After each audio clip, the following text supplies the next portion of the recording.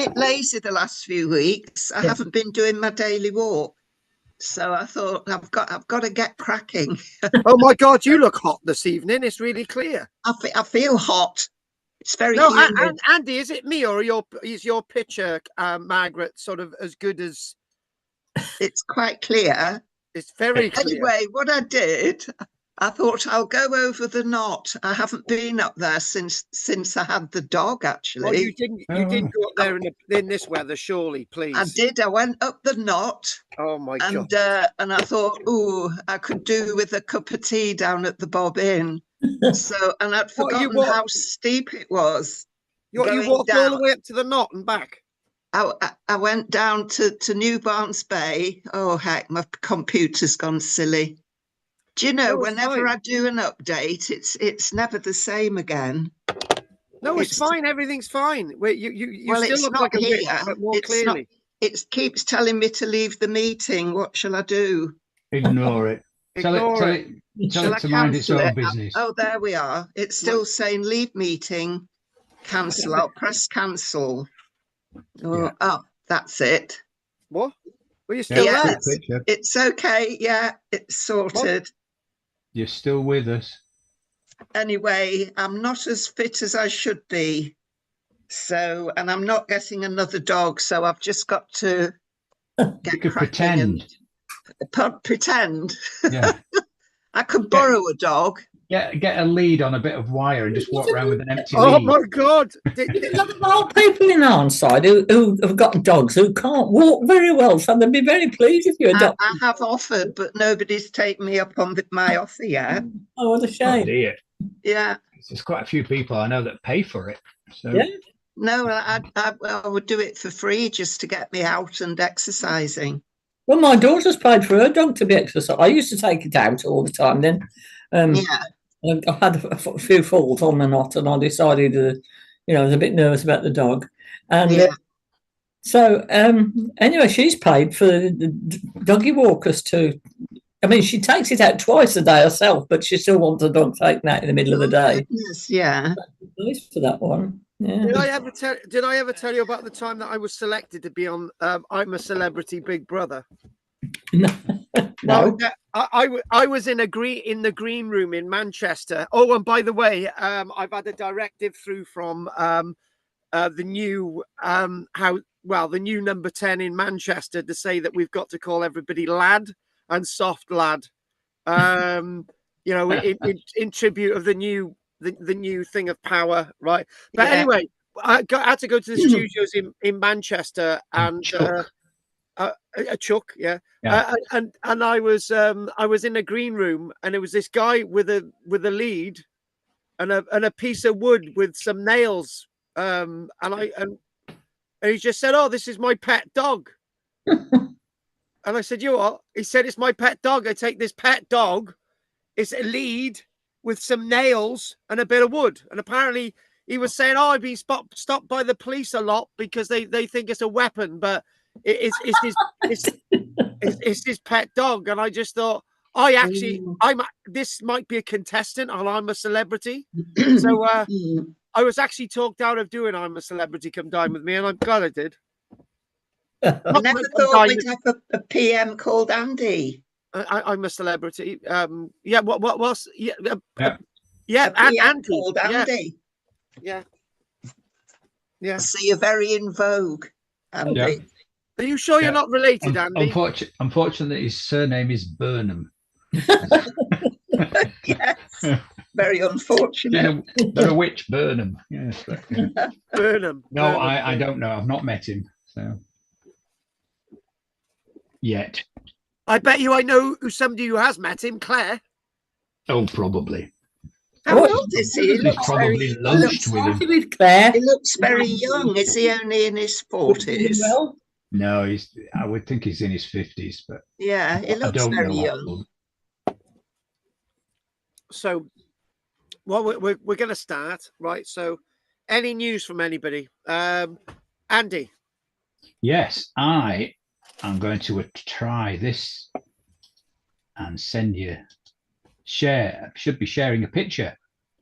Oh my God, Andy, don't try it. Just please don't. Oh, isn't that great?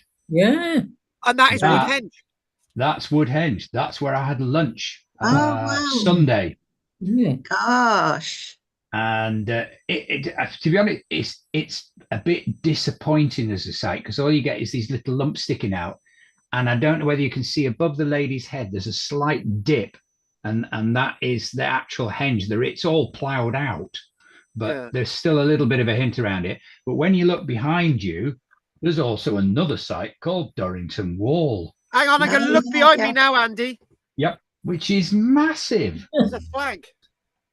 It's like half a mile across of a huge embankment, which is like, I don't know, 30 meters high or whatever.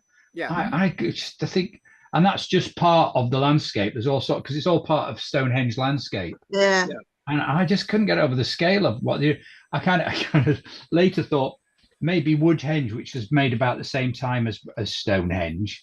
So maybe somebody thought, hey, we could build one cheaper if we just make it out of wood and quicker. But shut up, Andy. Nobody has any idea what it's for or why. It's brilliant. It's just this, mind-blowing stuff. The thing is, with Andy's point, made around the same time, but you always start to think, when people say made around the same time, you've got to give a couple of hundreds of years, and it's just like, yes, around the same time, just a few generations. But yes, not knocking what Andy, sorry to jump in there when I said Woodhenge. That's Woodhenge, and Andy said, oh yeah, it's Woodhenge. Yeah.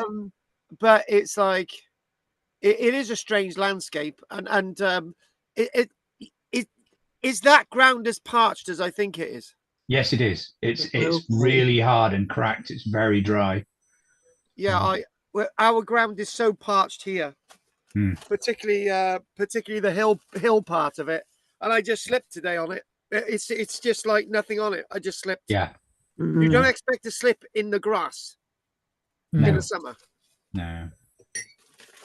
How tall were those wooden structures originally? Did they know? By the diameter of them, they reckon they would have been. Some of them were up to 9 meters high. Good grief! Which is really high, but you don't know that because they could have just been 2 foot high or 4 foot high or 6 foot high.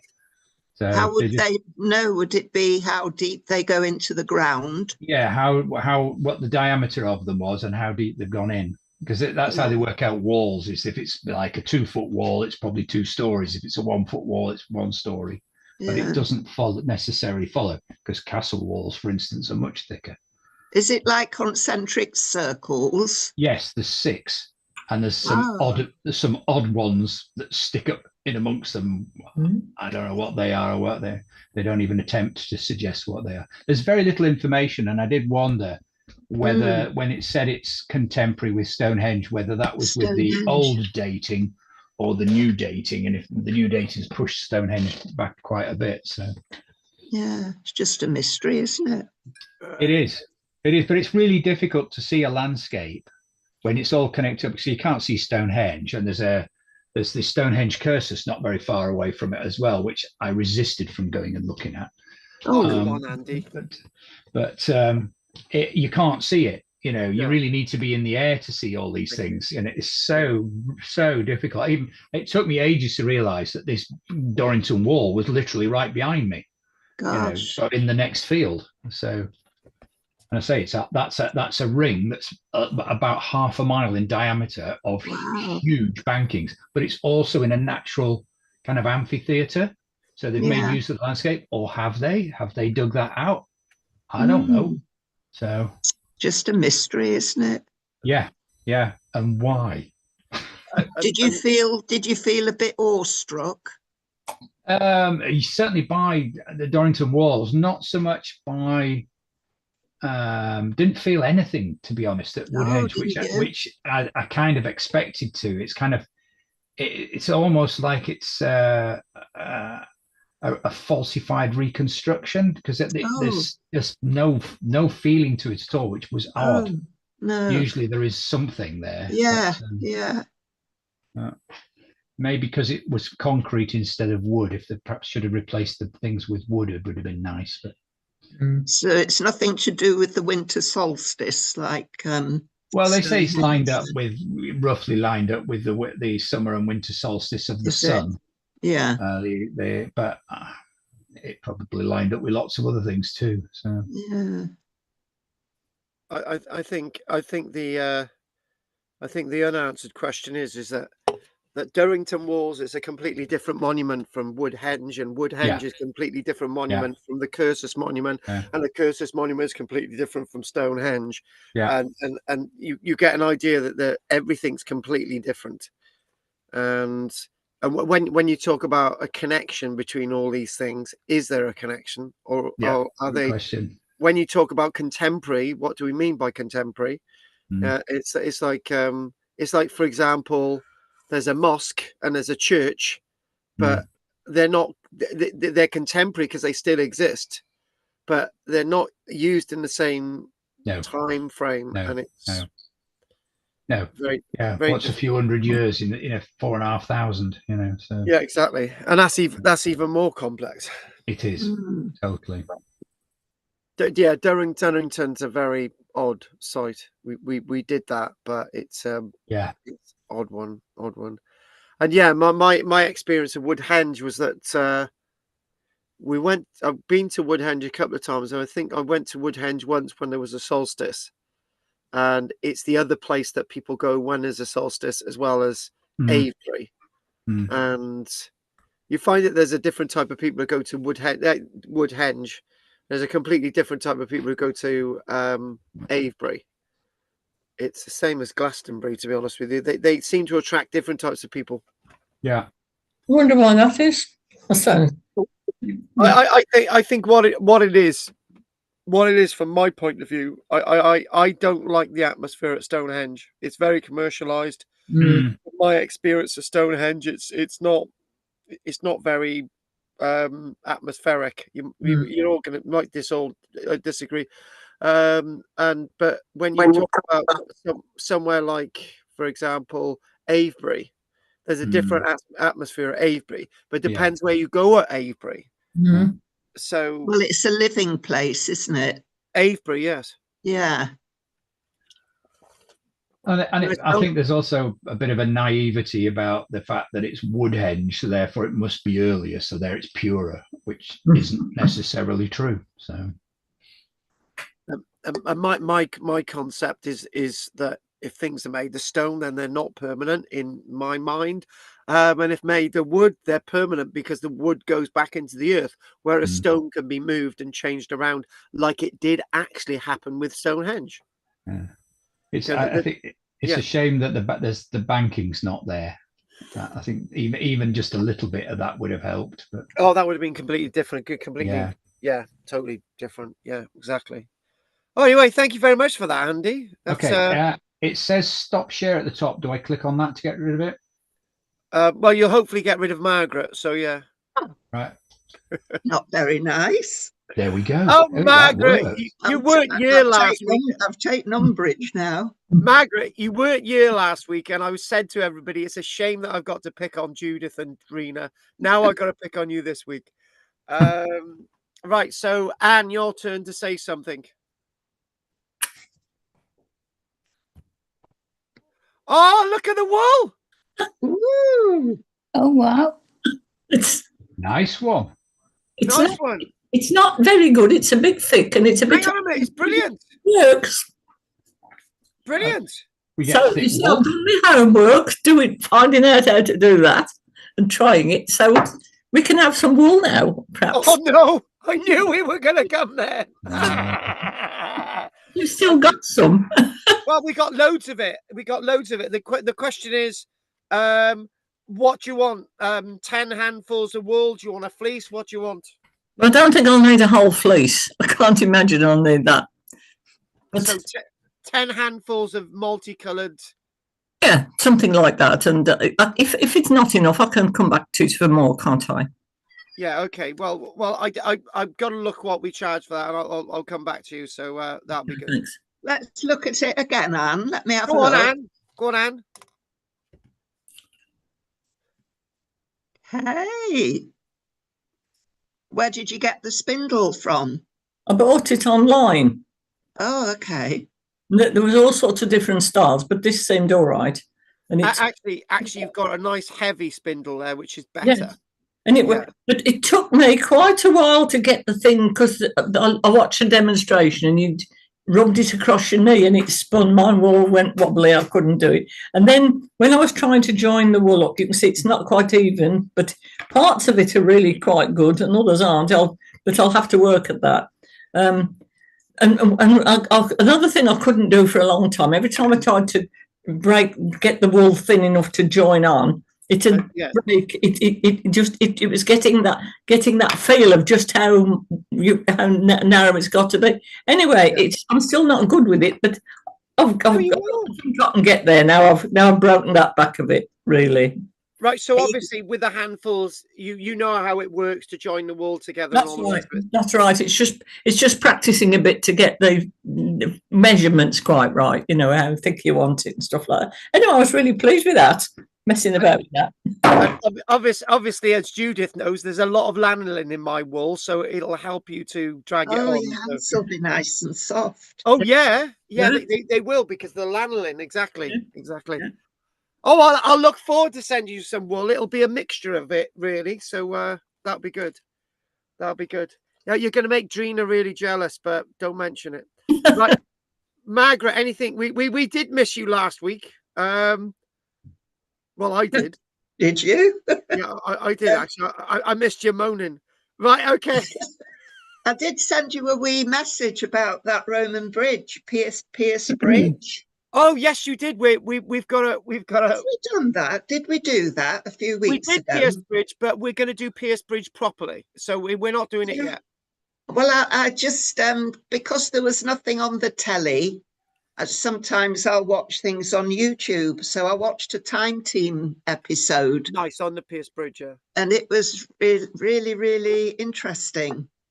That is a good one, because they mix stuff that's still in the water with blocks of stuff, with things that underwater archaeologists have found. Is that one? Is that the one you saw? Yeah, well, they'd found the remains of bridges, two bridges in the river. But they found 3,500 artifacts in one very small section of the river. Yes, votive offerings and rings, all kinds of things. That's a really good episode. That is. Yeah. It actually, it's not like the usual Time Team where they're just like all over the shop. It's just like it's almost as if it's all in a tent and a few bits and bobs, and you get the story a lot quicker. Yeah, it's nice. Well, I also learned that there was a breakaway from the Roman Empire at the time that they built that bridge.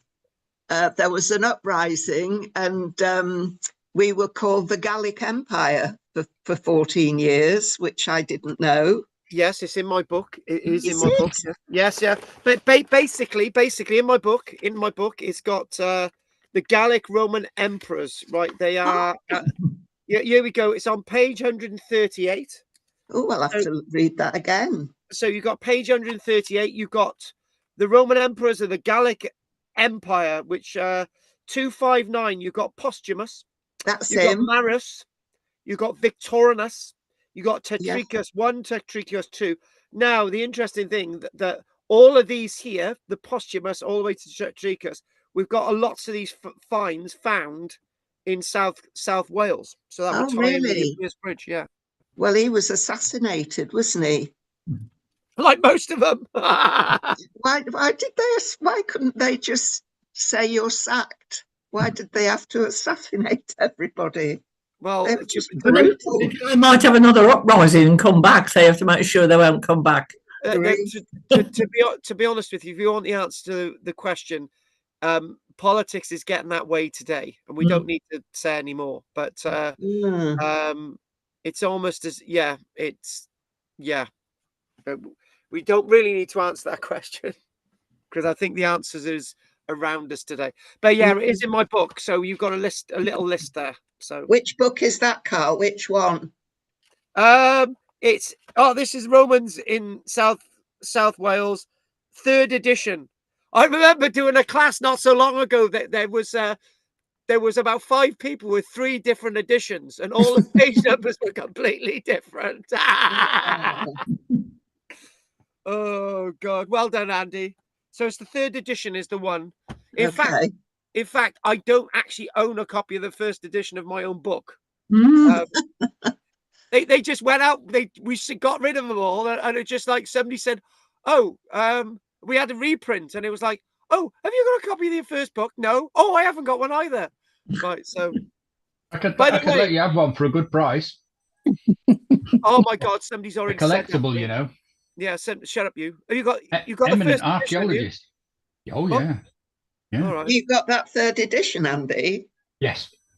He's probably got 1, 2, and 3. No, I haven't got 2. I've just got 1 and 3.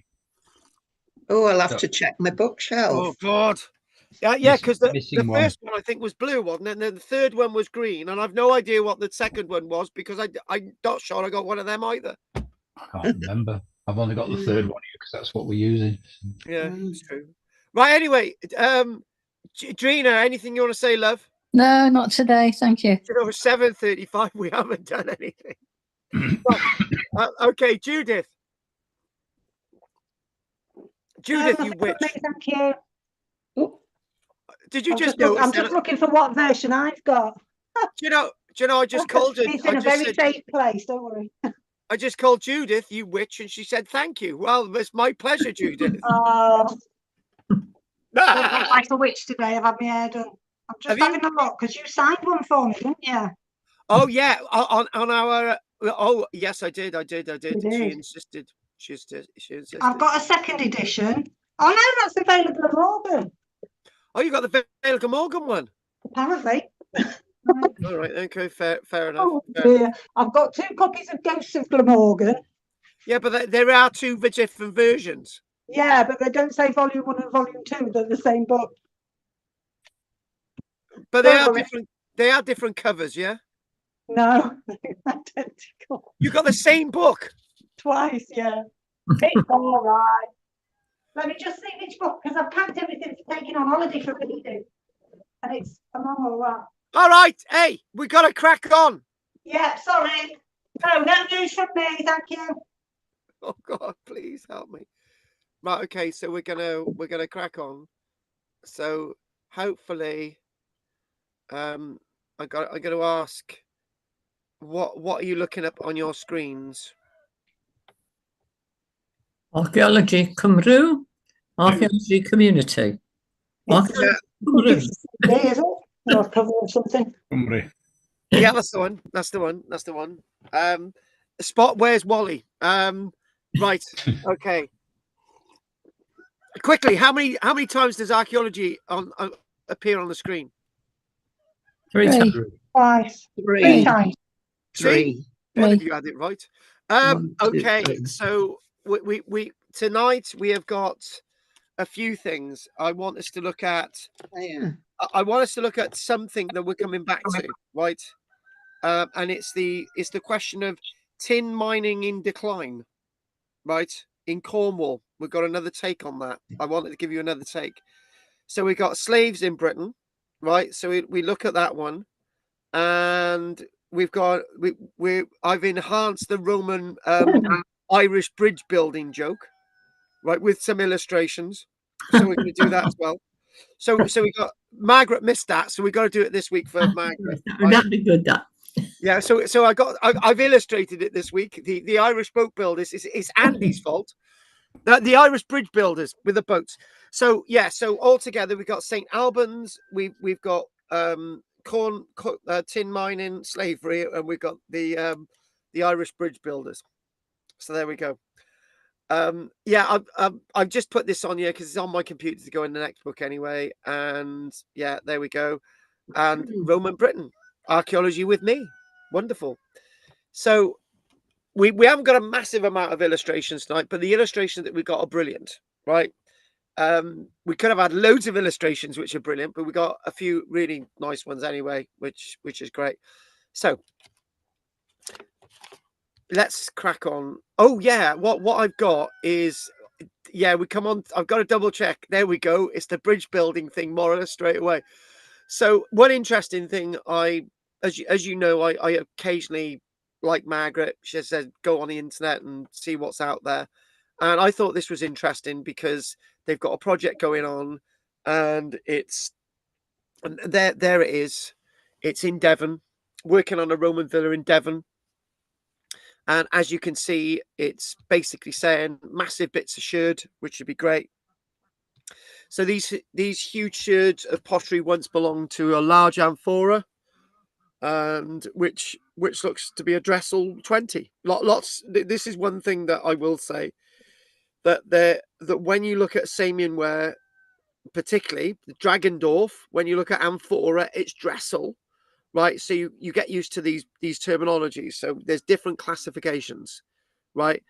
So Dressels is when you talk about amphora, the different scales and stuff. It's saying that it comes from a valley, the Guadalquivir Valley in Spain, and obviously this is found in Devon, Roman villa site, and we're looking at those vessels probably had olives or oil in them.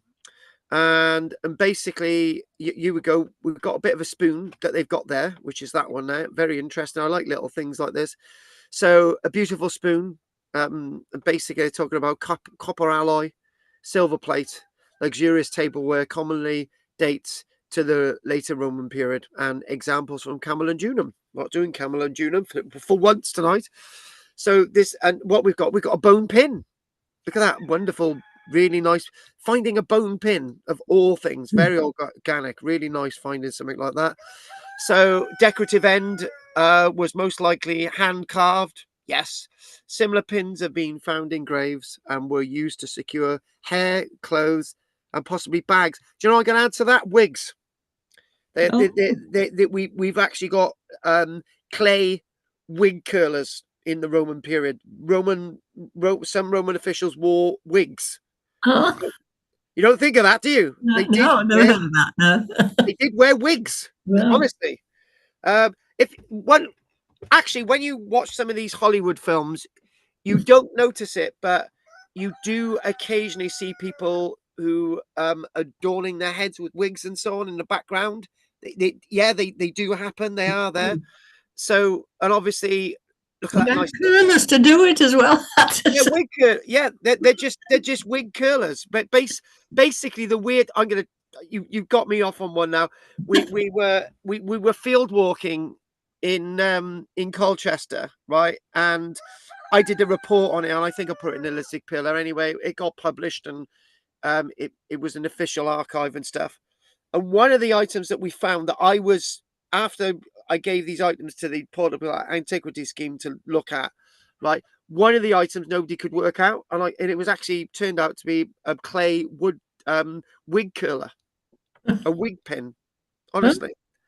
So that we found, and I looked at, I thought it was a little leg off some kind of statue, but no, it was actually a clay wig curler. Wig curler, yeah. It was just, I was just stuck with this thing, looking at it and thinking, and I thought, oh my god, it's a wig curler. I saw it online somewhere. Anyway, I just thought most people would look at that and have a clue, would they? They didn't have a clue. That's the point. Have a clue. Would they find that? Didn't have a clue. So what I'm hoping, I'm not actually in the caravan tonight, because I want to say this at the beginning. You guys were talking about it's really difficult to get energy to work, and Andy was talking about wonderful Karen's got a bit of that syndrome and you need more light. Well, I'm the other way around. I need less light, and I function better when it's cool and damp and wet. Me too. Oh, well done. There's two of us, right? I can't cope in this weather. I just cannot do it. I can't. So it's taken me literally 2 months to build a new field compound for the sheep to be moved to, right? So we divided the field. I've had the fence, I've had the posts, I've had the pins, I've had the wire all ready for months, and I've only just about managed to do it. And it is, and the caravan's the same. Michelle said to me, "Oh, why do you need to do the caravan so rapidly?" And I say, "Look, I need to sit in the caravan. It's for the archaeology. That's what people are paid for, and I've got to get on with stuff." And yeah, so hopefully I'll be there next week, and I'll be able to jump into I can basically say, oh, I know where the wig curler is, and I can just go and get it. So that's what we're going to do. Right. Last week, we talked about the two Murphys, right? And Andy said, oh, we won't go into the Irish accent yet. And last week, we looked at an illustration. I'm not going to get it again, right? And Andy said, that bridge over there, how do Roman vessels like this go underneath it? How do they, you know, you on all these illustrations of bridges in London from the Roman period, right? Wooden bridges, they're always too low, and you're thinking, well, how does a bridge pass from one side to the other? Well, naturally, the Irish have the solution, right? So here we go. An Irishman builds a bridge too low, so a boat can't pass underneath and has to go above. So Murphy, that was the amazing design of Murphy. So Murphy said that what you need to do if you build a low bridge, then you take the boats out of the water and they go over the bridge. They go onto the other side. And there you go. So no bother. We'll just take the boat over the bridge. Anyway, Murphy number 2. He was a very interesting man, Murphy number 2. Next, the Irishman builds a Roman bridge. It's too low. So every time a boat needs to pass, they have to demolish and rebuild the bridge. So that was the other idea of the Irish. You know, they're all called Murphy. So by the saints, here we go again. So whenever a boat needs to pass under the bridge, they need to demolish it. And then when the boat's got to the other side, they rebuild it. And when the boat needs to go back the other way, they got to demolish again for the boat to go through and then build it again. Right? So then the third thing was, so finally the Irish, Murphy had cracked it, right? Murphy number 3. So Irishman builds a bridge so high that no one can ever use it. So there you go. So, and it says on the illustration, there's future proof for the future proof of giants. So giants can pass under the bridge. So there you go. It's all linked to the Giants Causeway. So I thought I'd explain all that. So there's three Irishmen building bridges, right? And there was another Irishman. Margaret, do you want to hear about the story about the other Irishman? We're going to do it anyway. So anyway, the Romans said to the Irish, they said, well, you build 2 low bridges. You've got to demolish a bridge to get bridges back and forth. You've got to take boats over the bridge. And then you had another Irishman called Murphy who built a bridge so tall that only giants could actually use it in the future if they existed. So there was another Murphy who said, I got an even better idea. So the best thing to do, if you build a bridge and there's a gap in the middle, right? So if there's a gap in the middle, then boats can pass just directly between the two sides of the bridge, right? And just think, if you jump from the one side of the bridge to the other, you can get to the other side. So the boats helped, and therefore you can still use a bridge if you could jump. So there you go. And that's a fact. Right, let's move on to the next bit. Right, okay. So so one thing I got, do you know, Anne, there's a question that hit me today. Have you any idea what that question is? The question is, Anne, right? Where, right, in the world is there another archaeological site that's as well preserved as Herculaneum or Pompeii, right?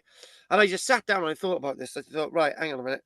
Right, so Pompeii and Herculaneum can't be the only sites on the planet that have been covered by ash and pumice. There's got to be other examples.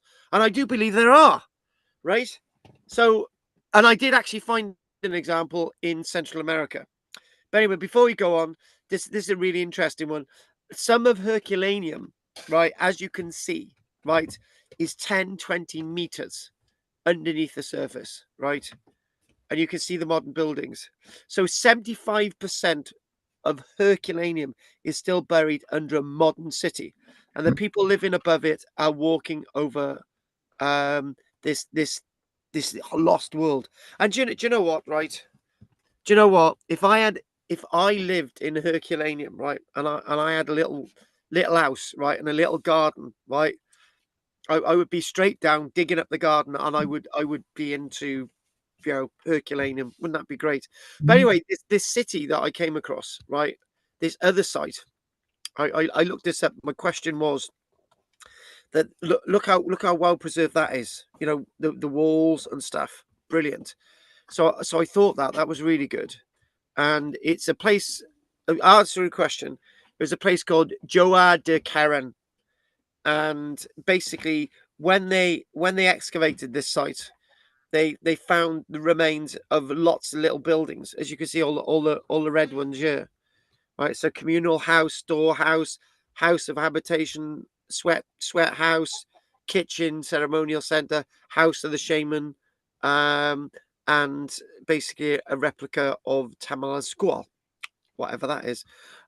So basically, this is so what they've got lots of buildings like this.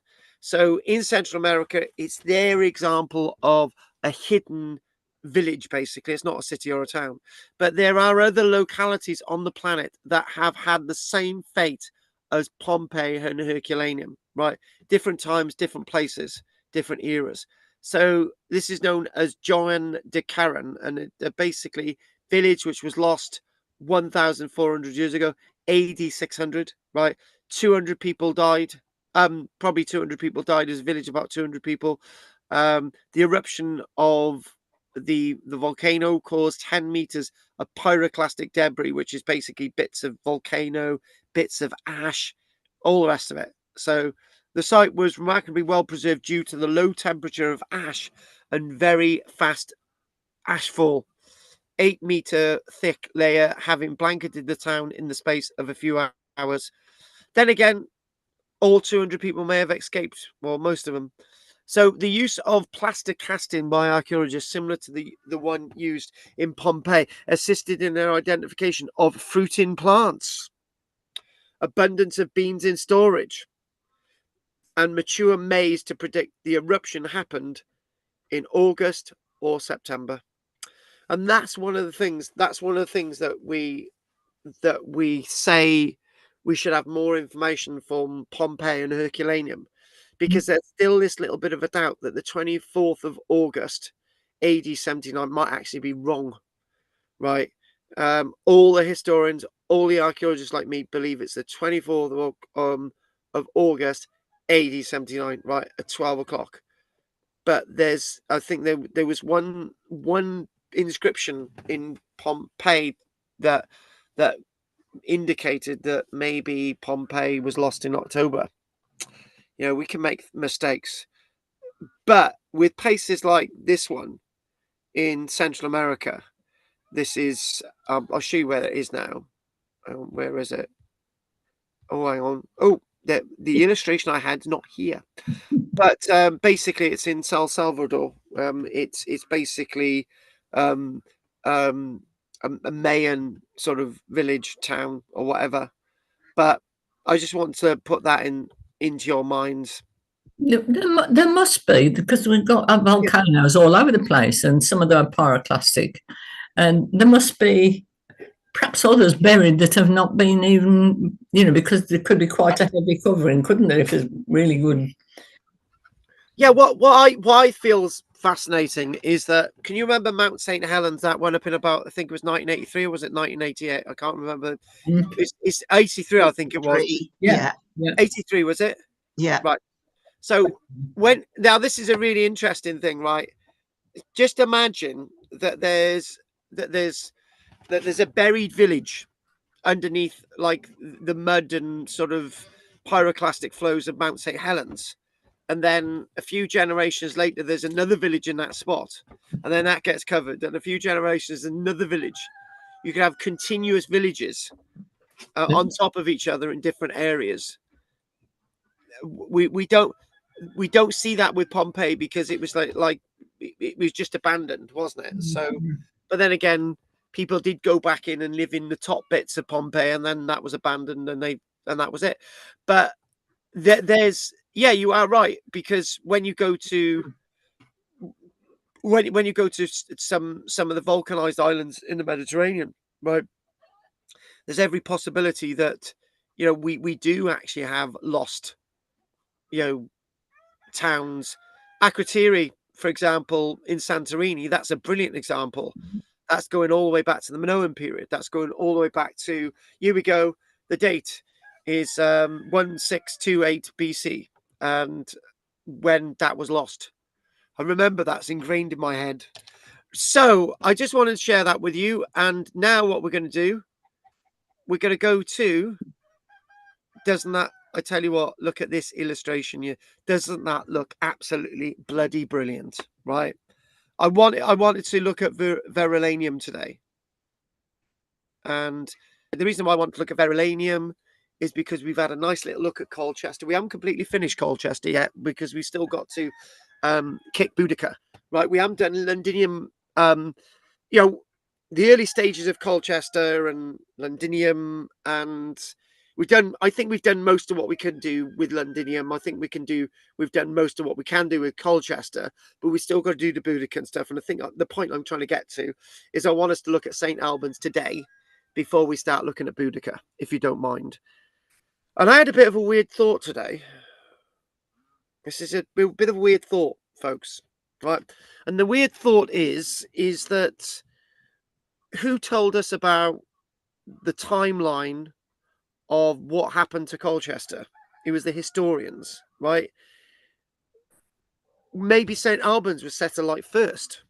Maybe Londinium next. Maybe Colchester. Maybe there was no big battle. You know, this is the thing, you see. It's just that sort of how we need to understand this story, right? So again, let's sort of move on a little bit further, and let's just get to this little chart. Loving this. So maybe what we'll do is start here. I got these little boards here. It's brilliant, isn't it? So this is what we do when we're on film sets. We have these little storyboards, and that's what I'm doing now. So thanks to my agent putting these together. So yes. So right. So let's look at St. Albans.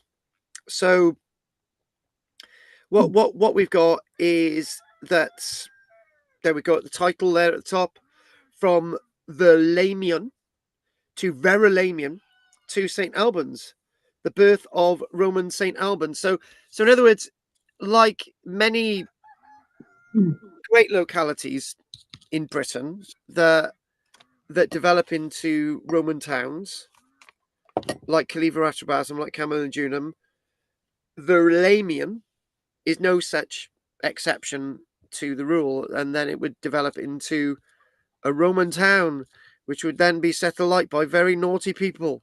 There you go. But then again, is there proof that, you know? Anyway, we're blaming somebody. Historians want to do that. So when we think about Verulamium, capital of the Catalani tribe, a flourishing settlement at the crossing of the River Ver, which is basically north of the River Thames. So the Catalani before Rome. So when we think about the Catalani, we get figures that we remember from Julius Caesar, Cassivellaunus. We've got people on coins, for example. We know names from coins like Tascovanus and Conobaline. Well, Conobaline's like a sort of, you could sort of blame Shakespeare a little bit for that one. Verulamium was the capital of the Catalani, and it was associated with a river crossing. So this is really interesting, really important. And you start to think, again, it's that draw, isn't it, that the Romans built their city because there was already something there, right? Why build new? And I think then you go back to the argument of why is there London anyway, right? You know, as there's nothing there, why was London built? If the Romans take the template that they go to Caliver Atrebatum where there's already something, they go to Camalodunum where there's already something, right? They go to St. Albans where there's already something. Why did they build London? Anyway, that question, then we're going to leave that there anyway. Now, when we think about this Verulamium, it's all about thinking that these people decided to become part of the Roman world. That's the easiest way of putting it, right? It wasn't burnt, it wasn't destroyed. That we don't have any of that evidence. The people basically simply mutated and translated into a new reality, which was the Roman world. And the other interesting thing about Verulamium, if we go to the map again, is that when we think about St. Albans, it's key to access to the north. For example, when we think about Watling Street, the communication road of Watling Street, so it is quite a powerful place. And when you think about it, St. Albans was frontier territory or nearabouts for a short period of time. So it is quite a marker of, you know, the new place for the Roman world to develop. So when we look at this, we look at that plan, and maybe this is showing something a lot later, or is it, or is this the way it looked? We don't know. So what's happening is that it's almost as if somebody's coming in and saying we can do better, right? You know, we can replan everything. We can build roads. We can sort of have long, lengthy buildings along sort of a main road and so on. You know, all of this is going in, and what we're talking about is timber strip buildings. These are quite crude buildings. These are built in strips, as in the word. You got sort of trenches in the ground and timbers placed in them, and buildings built up from that, and you get wattle and daub walls. And this is probably the first time that we're thinking about first floor structures. You know, we're talking about multiple floor buildings, which is going to be very much different from the idea of the roundhouses. Oh yeah, and I remembered something. I was going to say something that when Andy was talking about the post holes at Woodhenge, I was going to mention that it's not just the width of the holes and the depth of the holes that indicate the height. It's how much you get stress fractures on the stone or the soil underneath that indicate the load which has been present on top. And you can tell if the building's a first or a second floor building by the amount of crushing, by the amount of stress that has been placed on the template of the ground, right? So I wanted to put that in there. So Verulamium, before it was set alight, there we go. Verulamium before it was set alight. You could start to think that all of these other things are going to come later, right? These things are going to come later, but there it is, Watling Street. It's an important crossing, and again, there we go. Excavations by Mortimer Wheeler and Kathleen Kenyon revealed one of the best preserved Roman towns in Britain. Yes, they did, but unfortunately, when you do go to Verulamium, I was quite disappointed when I went there, because there's not, even though it's one of the best preserved Roman towns in Britain, there isn't as much to see. If you want to compare it with the archaeology to see at maybe when you wander around London or Camel and Juneham, Colchester, right? There's not as much to see, but it has been extensively excavated. So when we think about this locality, and we think about its sense of being within sort of border territory, you know, there it would have been, that black line would have been sort of the frontier for a while, right? This eventually has the status, for example, of a municipum, and in municipum was granted that status around AD 49. So when you think about it, AD 49 was a period when London was up and coming, really, when we get the tablets and everything that we found in Londinium.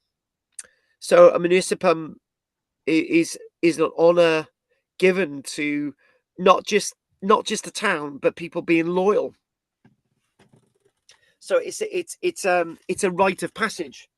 If you've decided to become honourable subjects of the Roman Empire, right, your city, your town becomes a municipum, right? It's an honour, and interesting enough, this is going to surprise everybody, and it really conflicts with that illustration, right? Remember, fact one, the people that lived as this developed were originally Iron Age people.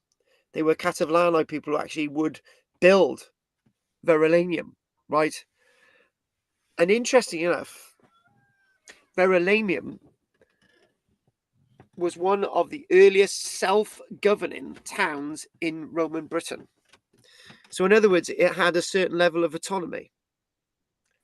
And when you talk about it had a certain level of autonomy, who is actually ruling Roman era Britain then? I keep mentioning that there's, when you look at the archaeology, there's something not quite right about the story. So naturally, we're not going to be doing this in massive amount of detail today. But Boudicca's destruction around AD 60, there is archaeological evidence of burning compared with Londinium Camalodunum. But the town would be rebuilt. It would be rebuilt better than it had before. So what we've got is,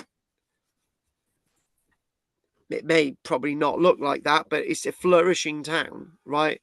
Probably more like the AD 200s. And you've got a forum, you've got a temple, right?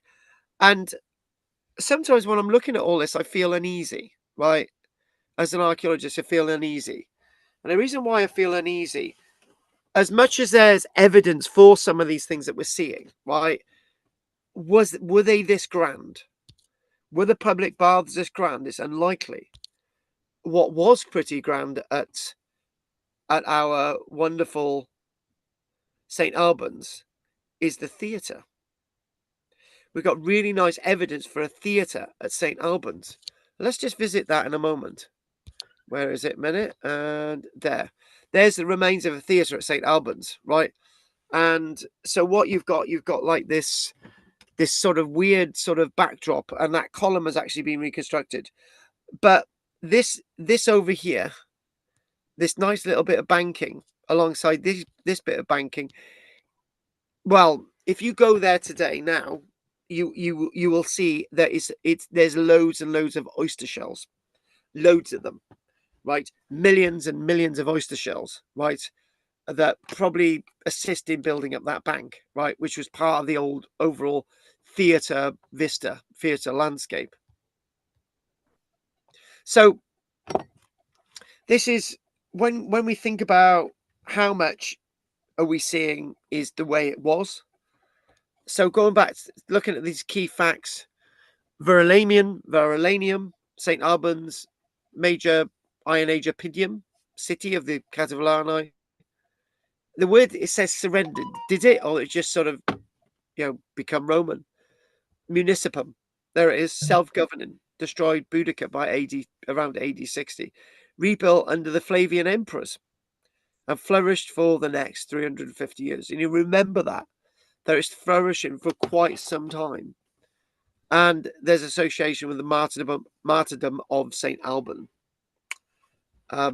who would basically be tarred at the stake and set alight. Nice. So what we've got with this locality, there are some really nice mosaics which are on display still in situ at Verulamium. There could have been more on display, but there isn't. Early coins that we're finding, stunning mosaics, have been found across the city. Yes, there is. Really nice, rich, luxurious Samian ware. Interesting type of brooch, okay, for a cloak, known as a bow brooch. We've got lots of them in the Richborough collection, by the way. There we go. The excavations and one of the world-class collections bring the story of Verulamium to life. So I think that's an image of the museum, sort of, which has been refurbed since I was there with Peter, actually, and my daughter, Bethan. So let's look a little bit more at my notes. Let's crack on with my wonderful notes. So there are some wonderful archaeological stories that we could sort of talk about with Verulamium and the famous mosaics, and why Verulamium is still one of the better understood archaeological sites in Britain. And I'm not going to really go there as much as I could do and as much as I should do. But when we think about this, traveling to St. Albans, and if we can go to one of the other illustrations. There we go. Just think about it. Set the scene. Verulamium. It's maybe a slight bit exaggerated. I think this is more Lincoln, but after the revolt, the Romans allowed the local Catavilani to rebuild their city. Now, that's interesting, isn't it? The Catavilani were native Britons, right?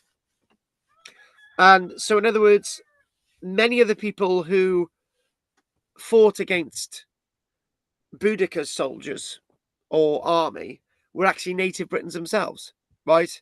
The Britons would have worked alongside Roman builders and craftsmen to rebuild this city. Timber buildings were reconstructed, streets cleared, and new stone buildings began, a bit similar to the evidence at Colchester. Life returned, markets, workshops, homes filled the streets once more. I love reconstructions like this. It's sort of squint your eyes and you're sort of there. So most visitors know by looking at Verulamium that it's a really powerful place. It's a famous Roman city. And for me thinking about this site, knowing what was there before, this is the evolution of the Iron Age. So how did the Iron Age tribal capital become one of the very first Roman towns that did? So this is a site of privilege. This is a site of importance. It really, really is. So when we think about the Romans arriving and underneath this template, it's almost as if they were rewarded for just sort of tying into the Roman world. And the Catavilani were allowed basically to have a Roman city. They probably had some help by Roman engineers to plan the place, but this is, alongside Verulamium, the most important sort of places are connected with Verulamium, like Camalodunum, Colchester, like Londinium, like Wroxeter, Viriconium. So when we think, there's a little bit of a list here. When we think about Verulamium before Boudica, I think it might be better if we go to here. Before Boudica, this had its own magistrates who would decide things like where the road was built, sort of to impose Roman law, but with local people in charge. Citizens enjoyed important legal privileges. It's basically people mutating the Catavilani tribe into the new Roman ideals. Initially, most buildings would have been timber, as we've already said. Long strip buildings lined the streets. Workshops, markets, houses, small temples. The archaeology shows extraordinary planning. Roman surveyors laid streets in straight lines. How do you know there weren't an idea of straight lines before that? We don't. Property boundaries became regular. Drainage appeared. Even rubbish disposal become more organized. So we're thinking that if we think about how close and how far this is from Rome or the Iron Age, one thing that we need to think of is that people still continued wandering around in native clothing. They probably still used native coins. They would have used native produce, right? But slowly or surely the building started to look more Roman in design. And you know what? I love illustrations like this. So the disaster at Verulamium, right? Look at that. Doesn't that look great? Look at the wagons and the pottery and some people wandering through the streets, but not much in the way of bodies.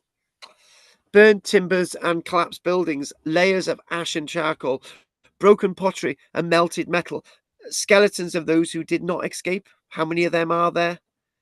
As far as I know, I've not read about any, right? There might be some, but I've not come across any. It does make you wonder.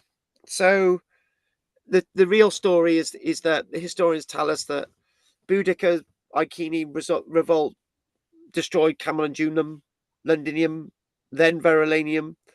It burnt violently.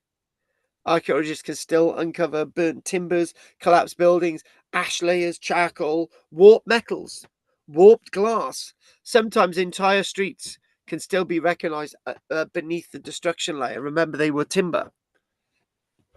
Thousands probably died, or did they? The town was devastated. So when we're looking about this sort of desperate scene, right? Obviously, there's very few buildings left because most, as we know, were built out of timber and not stone and plaster.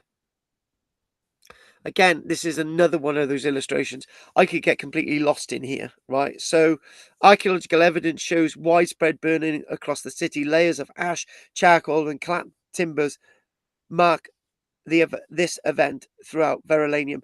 Many buildings were rebuilt in stone in the following decades, and tile and so on. And again, looking at that, so what we got there, we got some roof collapse in there. We got evidence from the roof, all that timber roof there. We've got, for example, there's ash everywhere, destructive layers. We're basically thinking about number 3. Where's number 3?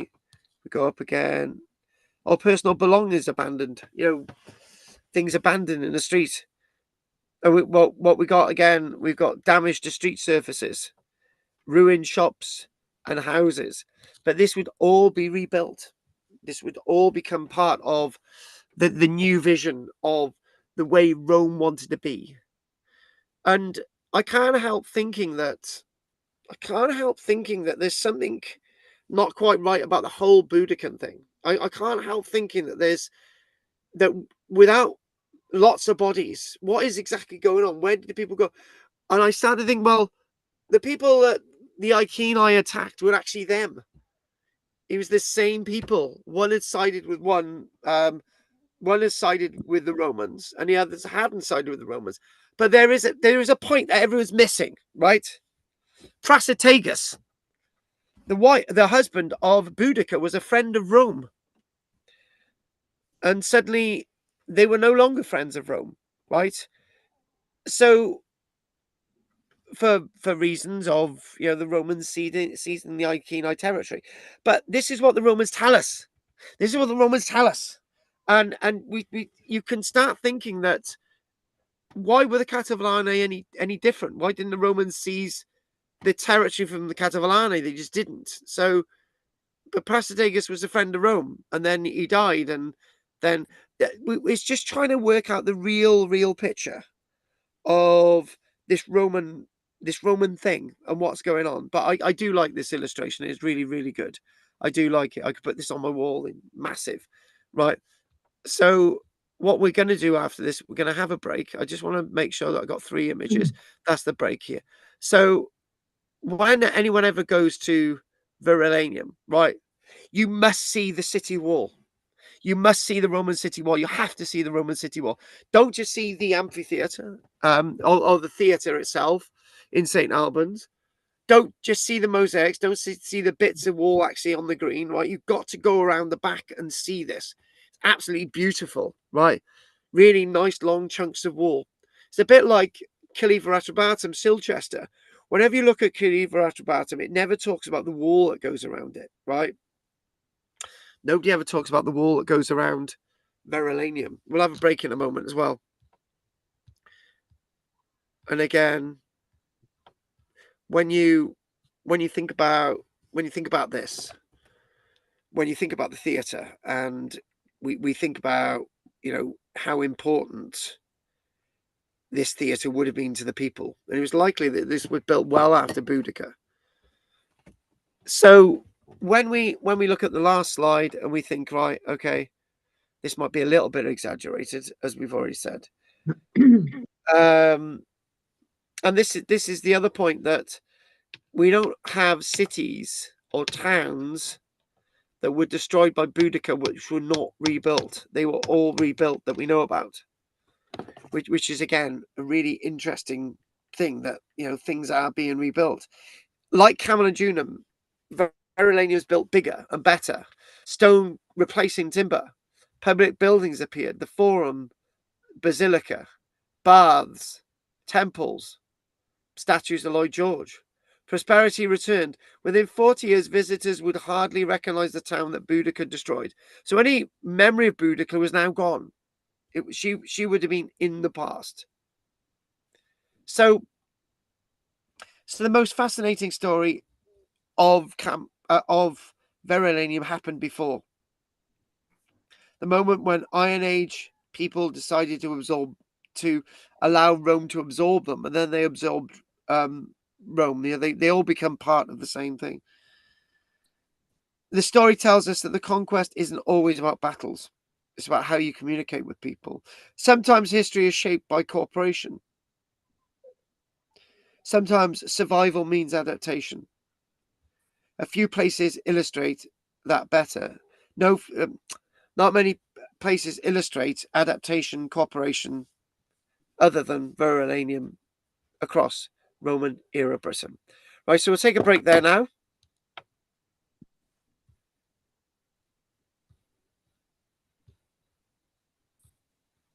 Where are we?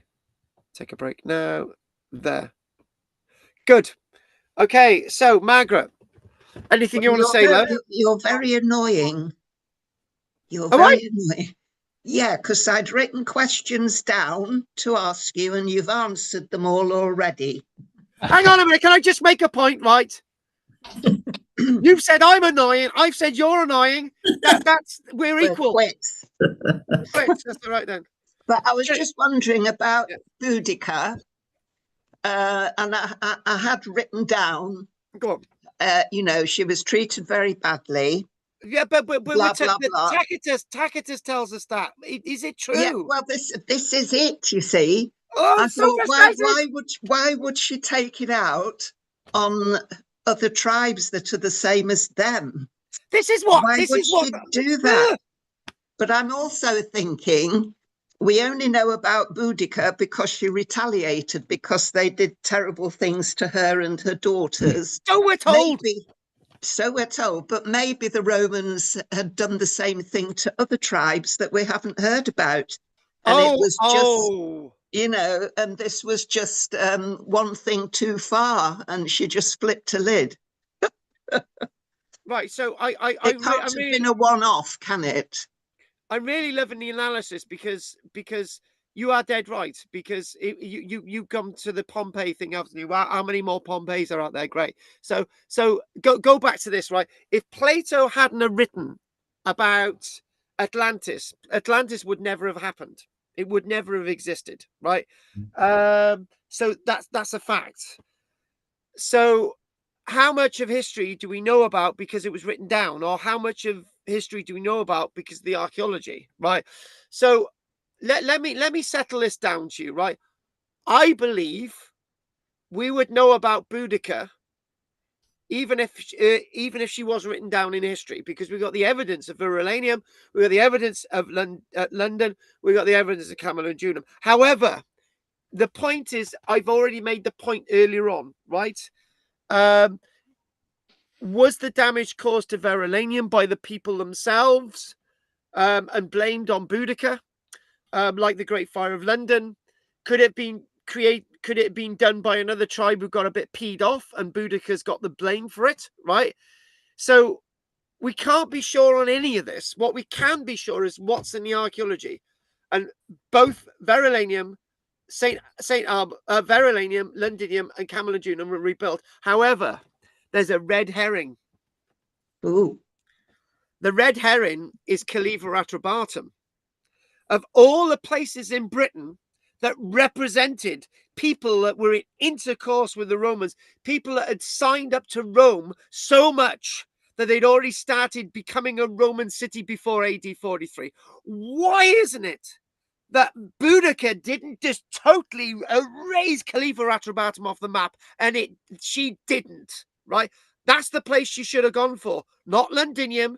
She could have just, by the way, Khalifa Atrabatum isn't a great distance away from Londinium, right? It wouldn't have been far, right? So then the big question is, why not Khalifa Atrabatum? You started it. Can't answer that one. Boudica might have been a fella. Oh my God, don't start. No, we're not doing that one. It's banned. We're not doing that one. We're not doing that one, right? We're not doing that one, right? Look, just because I wandered around the field in a dress because Michelle made me do it because it was really hot one day a few weeks ago, it doesn't mean to say that I'm a woman because I'm wearing a dress, right? Send all your long sweeping dresses to me. I mean, the information that we've got written down, was it by Tacitus mostly? Yeah. Well, he makes out the Romans to be really bad guys, which is quite unusual, is it not? Yeah, it is unusual because he should be like Trajan's column, right? Trajan's column is not actually a totally positive thing. It doesn't, it basically shows Trajan's warriors going into Dacia, killing people and beheading and all the rest of it, right? It's not exactly a nice story, right? It's warts and all, but you're right. Tacitus really doesn't paint a good picture of what is the story. No. And so that's a bit odd, isn't it? Yeah, exactly. I gotta say it now. I've said it. I've done a quote. What is the story? Morning Glory from Oasis, linking to how you doing? Yeah, anyway, carry on. Yeah, exactly. It is odd. Yeah, it's odd stuff. Right, good. Right. Annie. Well, I thought it was interesting when you showed us the rebuilding when the town was planned in a quite different way. Yeah. And I wonder, maybe that was, I wondered, because it sounds like it was very early town planning. I mean, everywhere we go now, there's town planning, and presumably Rome had town planning. Yes. Presumably. So they would have had the planning officers, perhaps Romans, holding them to this British town. And oh my God! Don't talk about planning officers. And the starting of planning officers happened then. It's just interesting. It would have started at a time like that when the Romans were there to help with it. Yeah, there is something very, very different going on. It's a very, very interesting story. It really, really is. It really is. So, right, okay. Who else have we got? Trina. No, I've got nothing to say. Sorry. Got nothing to say. I can't be asked. Right. Okay. Right. As one of my children used to say, "How you doing, Chuck?" Right. Okay then. Judith. No, I've got nothing to say. The pictures are lovely. Are they drawn by AI? They are good. I'm just giving them to use. So they are good. They are good. So they are good. They're really. I got to be honest with you. You can't beat some of them. We'll probably start off with a couple of them after the break as well again. So that'll be good. So anything else, Judith? Oh no, that's it. Thank you. Right, and Andy, anything from you, babe? No, just kind of really reiterating what you said. I find Boudica a bit problematic. I don't quite understand it, and I don't quite get what was going on and why it went. If it did happen the way they said it did, why they did this and why they did that, and there's the only thing I think you can go with is that Colchester, London, and St Albans had a fire at some point and were rebuilt, and that's about it.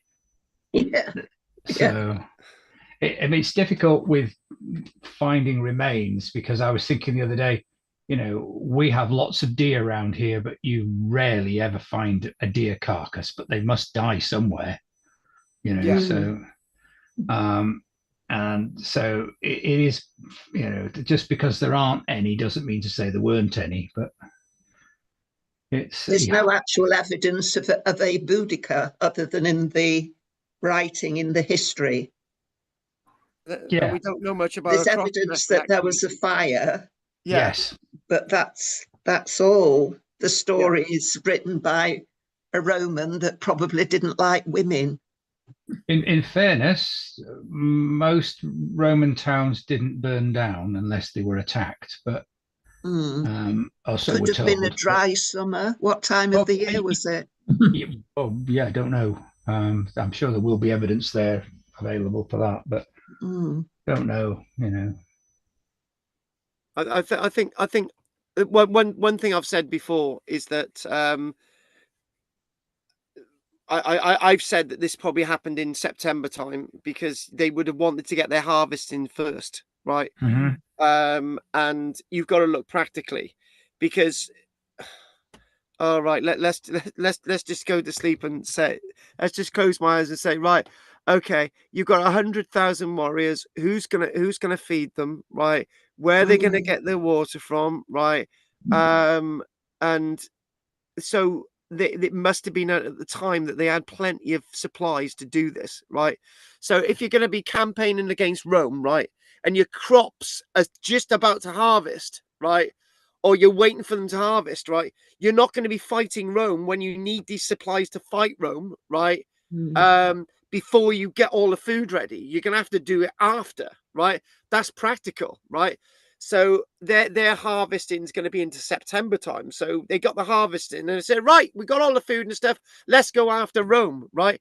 But I can't even imagine that there's going to be hundreds of millions of these people, right? There's going to be more like maybe about 10,000, and that's it.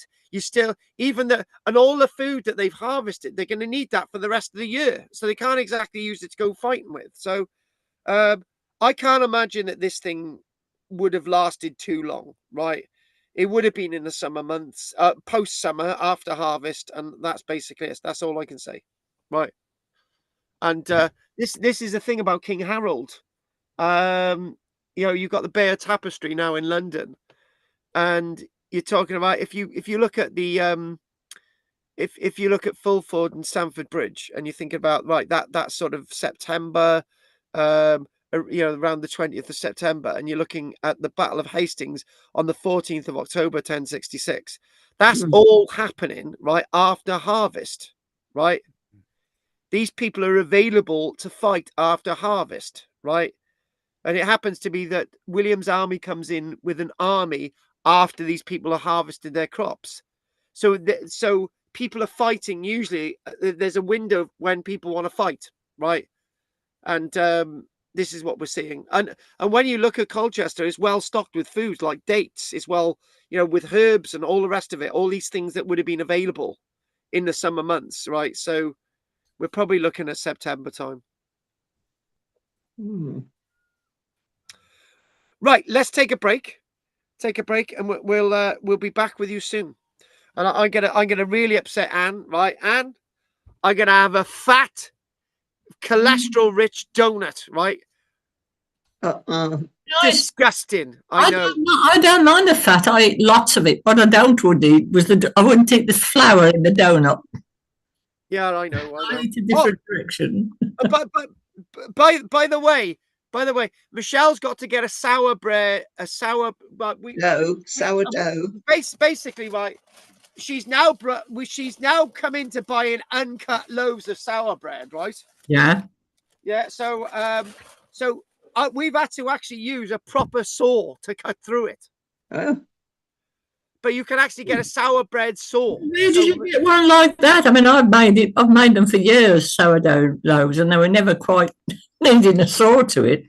I mean, if sourdough, I find some sourdoughs, you go in some of the shops. I was with somebody buying one, and I picked up the sourdough loaf, and it must have had 16 ingredients in. Oh, no. Lord knows what that was. When I make them, they've got 4 ingredients, and one of those is water. Actually, but it was a very soft loaf that they made. They're a bit crunchy, but they're not that hard. You know, they're not. They're crunchy rather than hard that you could have to need a saw to cut them. If they're right. Yeah, but yeah, we've actually the only. I'll show you now. I'll get the saw. Right. We've had to get the saw to get through them. a proper saw. It's not rusty. How did your teeth manage after you cut them? Did you manage to actually bite bits of it? So there it is. Looks all right. Looks nice. It looks nice. So so basically, she's now getting a sourdough saw. You can buy sourdough saws. And I never needed one. It was as I say. Yeah, basically the other day they are crunchy. Michelle's got this pack of sourdough, right, from from Co-op, because she's waiting for the saw, right? And there are about there's about 20 ingredients in this. Yeah. But the one that we got from someone else the other day, a supermarket, it specifically says only 4 ingredients. And one of them's arsenic. Only 4 ingredients. Anyway. Right, guys, we'll take a break. I'm going to grab a coffee. I'll speak to you soon.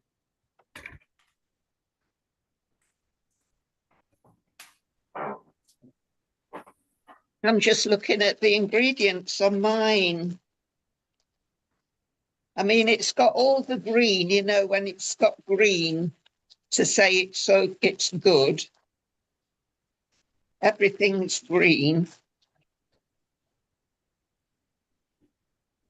Apart from the salt, it's got high salt. Oh, everybody's gone. Hey, what you talking about, lad? I just realised I'm talking to myself. Hey, lad, we need to have something to eat. Oh, everyone's run for a cuppa, I think, haven't they? Yeah. I'm still here. I've got our dough. With sourdough, but softer. By the way, I've got specific instructions from Parliament that we've got to play all the tracks from Oasis throughout the background of all our meetings from now on. Okay, that's what we've got to do. What's the story? Morning Glory. Yeah.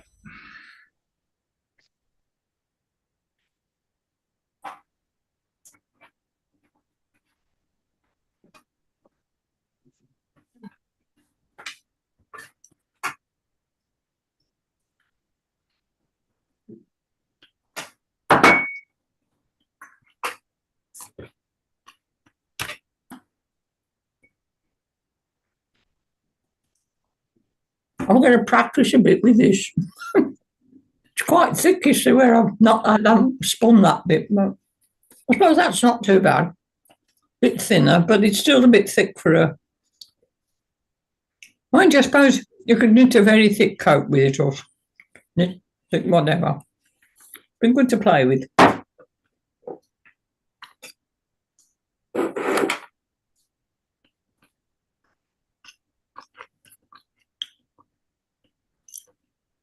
Have you had any fault getting in the water, getting in any problems lately with the hot weather? Sorry, no, I don't have my microphone switched off. No, I was watching quite a few people. There was somebody shouting at somebody on the from the pier yesterday when I was working down on the chemists.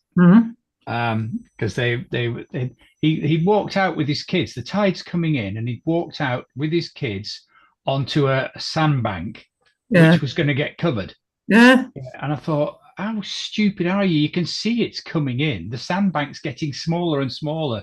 I mean, it was a fairly low tide, so it'd probably only been about knee deep, but that's a lot for a kid and a strong current, So it was just it's amazing. It's amazing how many people do, because there's notices all along. Oh, yeah. Yeah, they can't get onto the beach without passing one. Yeah. I mean, they can't read, can they, for a start? No, clearly. But, yeah. And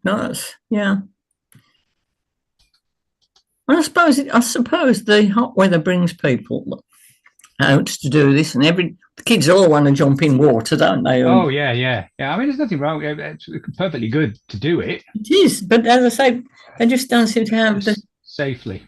Yeah, I suppose it's about having some knowledge of an area, and because some places would be extremely safe to just walk in and they couldn't care less. But on a tidal thing like this, where it's rushing and the depth changing every few hours, it's a matter of people not being aware, isn't it, of where they are and what happens in different districts, I suppose. Yeah. Oh. I went to, Conishead Priory. Yeah. The Golden Temple. Yeah, it's nice.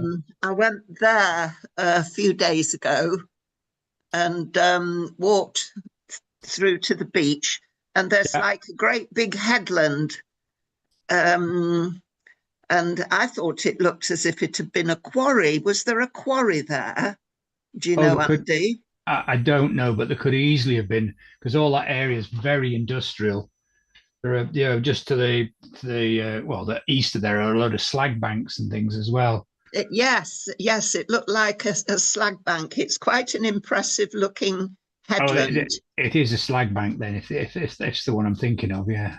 Yeah, and it's all kind of man-made sidings, if you like, rocks. Yeah. And I think there's a footpath. I think there used to be a little railway track. Oh, quite possibly, because it would have come out of the mines and the iron stuff. Yeah, but it did look as if it had been a quarry, but it's quite striking. Yeah, well, yeah. I mean, there's lots of places anywhere that had any movement and they wanted to get it down to the water, they put a railway track. I mean, there's one at the back of the viaduct that goes all the way along to the clump of trees over at Meathorpe, Ulfa. Oh, really? There's still bits of railway there, little narrow gauge one. Yeah. And the one down at Jenny Brown's Point, the wall that goes out there, what's his name? Spike. That had a railway on it at one time as well, with a steam engine, believe it or not. Oh. Well, they're real wildlife havens now, these old railway tracks. Yeah. They've turned into footpaths and they've all got overgrown. Well, there's one near Newbiggin on Loon. There's a big viaduct. Yes. Yeah. I can't remember what it's called. It's the old railway. It's now a nature trail. Yeah, we go and train up there, Denny Beck. Do you? Yeah. What's it called? That I can't remember. I can't remember what it's called, but the where there's a little single track road bridge that goes across to what's it? I can't remember the place. Halton. It's called Danny Beck there as well. That's at that end of it, but it goes past the University Rowing Club there as well. Oh no, this is somewhere else, I think. But it's the same railway line. So. Is it? Yeah. Yeah. Yeah, and a big viaduct. You can walk across the viaduct. It's not far from Kirby Stevens. Oh no, that's much further up. Something Gill. Yeah, there was a railway line that ran out of Lancaster all the way up the side of the River Loon there. Yeah. But this is down at Halton at Lancaster. No, I haven't been on that one. No. Oh, it's quite something. They've left all the sidings, all the wooden sidings, and they're all grown over with brambles, and it's just alive. Oh, I didn't realise the tracks were still there as well. Yeah. Oh, that's great. Well, I might go and have a look. No, the track isn't there. No, it's a footpath. But the sidings, all the paraphernalia, linked to the railway have all been left. Right. Old buildings and wooden blocks and all kinds of that sounds really interesting. How did you find that? Well, it was when Tony was alive and he was on his mobility scooter. We were always looking at routes to go where he could happily go on his scooter. Oh, see, yeah, good level ground. Miles Without Stiles, I think it's called. And this was one. And we also did the one from Keswick, the old railway line from Keswick. You can go for about 8 miles from there along the old railway track. What, towards Cockermouth? No. The other way? The other way, yeah. Right, yeah, because there was a line all the way to Cockermouth there, which Storm Desmond, which could have been possibly reopened, except Storm Desmond took out 3 of the bridges. Good grief, that was fierce, wasn't it? And that was severe flooding, just washed them away. Yeah. It's an awful lot to redo it now. Yeah. Well, they haven't quite fixed the flooding in Kendal, have they? No. Since Storm Desmond, that's still an ongoing project. Yep. You wonder how much the actual drying that's happening now could weaken things. You know, when things can damage from drying, can't they? Yeah. Hopefully they don't, but everything everywhere seems very dry at the moment. Yes. Well, there are fires all over Europe, aren't there? Yeah. Mm. And in Scotland, up in the Cairngorms. Oh, are there? Didn't know there was some up there. Yeah. Well, one day they'll decide we need to stop burning so much coal and stuff and oil one day. Well, aren't they going to start drilling in the North Sea again? Pardon? Aren't they going to start drilling in the North Sea again? That's right. Then one day they'll find you shouldn't do that because it gets hotter. The government has not given any new licenses to do it. They keep owing it. Lots of people keep saying, "Oh, it would make us independent. It would make us self-sufficient." It won't. It just goes on the national grid, doesn't it? The international grid. It won't. The oil won't make any difference because it's thin oil, and we still have to get our petrol and diesel, and aviation fuel has to come from thick crude oil, which comes from the Middle East or Venezuela. Funnily enough, so it really wouldn't. We'd still have to buy it, so it really won't make any difference at all. It won't. No. It's rubbish. It's a really ignorant argument. I know. But that's what we keep getting told, of course. Yeah. Well, the media just make and break people these days, don't they? There's just no getting away from it. No, well, that was something that I hadn't even thought about until Andy Burnham was elected as an MP, and he didn't give a press conference, and they were furious about it. And then it was on Newsnight, and they had an editor on from one of the papers, and he said, well, it's not really surprising. He's wanting to take control of the agenda rather than the newspapers making the agenda. And I thought, oh God, yeah, that's what's been going on for months. They print all sorts of stories, and then MPs have to then retaliate by saying, no, that's not happening, or yes, we were thinking of doing that, instead of them doing it. Newspapers and media are supposed to report the news, not make it up. Well, there is a difference. The scrutiny it must be unbearable. Yes. And the constant questions: Is this going to happen? They don't know why print it. It's nonsense, isn't it? Well, that's it. They're guessing this might happen next, never mind. Like the boat people coming across. Everybody calls them illegal immigrants, right? They are not illegal. No. They are perfectly legally allowed to do that, which is why the French can't arrest them on that side. They brought a new law in which allows the whoever's helming the little boats, he can now be arrested because he's responsible. But it's just, and you're just thinking, we all think it's all these illegal immigrants, and they're not. They're not illegal until they have been given by our Home Office a classification of whatever, whether it's a asylum seeker or refugee or whatever, and that application is then turned down. Then they become illegal. Yeah, that's right.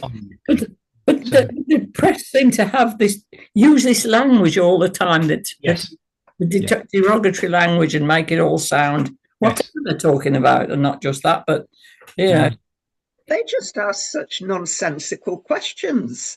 It does my head in. It really does. Ooh. You can't. I find I can't trust. You can't trust them at all. No. I don't read the newspaper now. I don't watch the BBC either.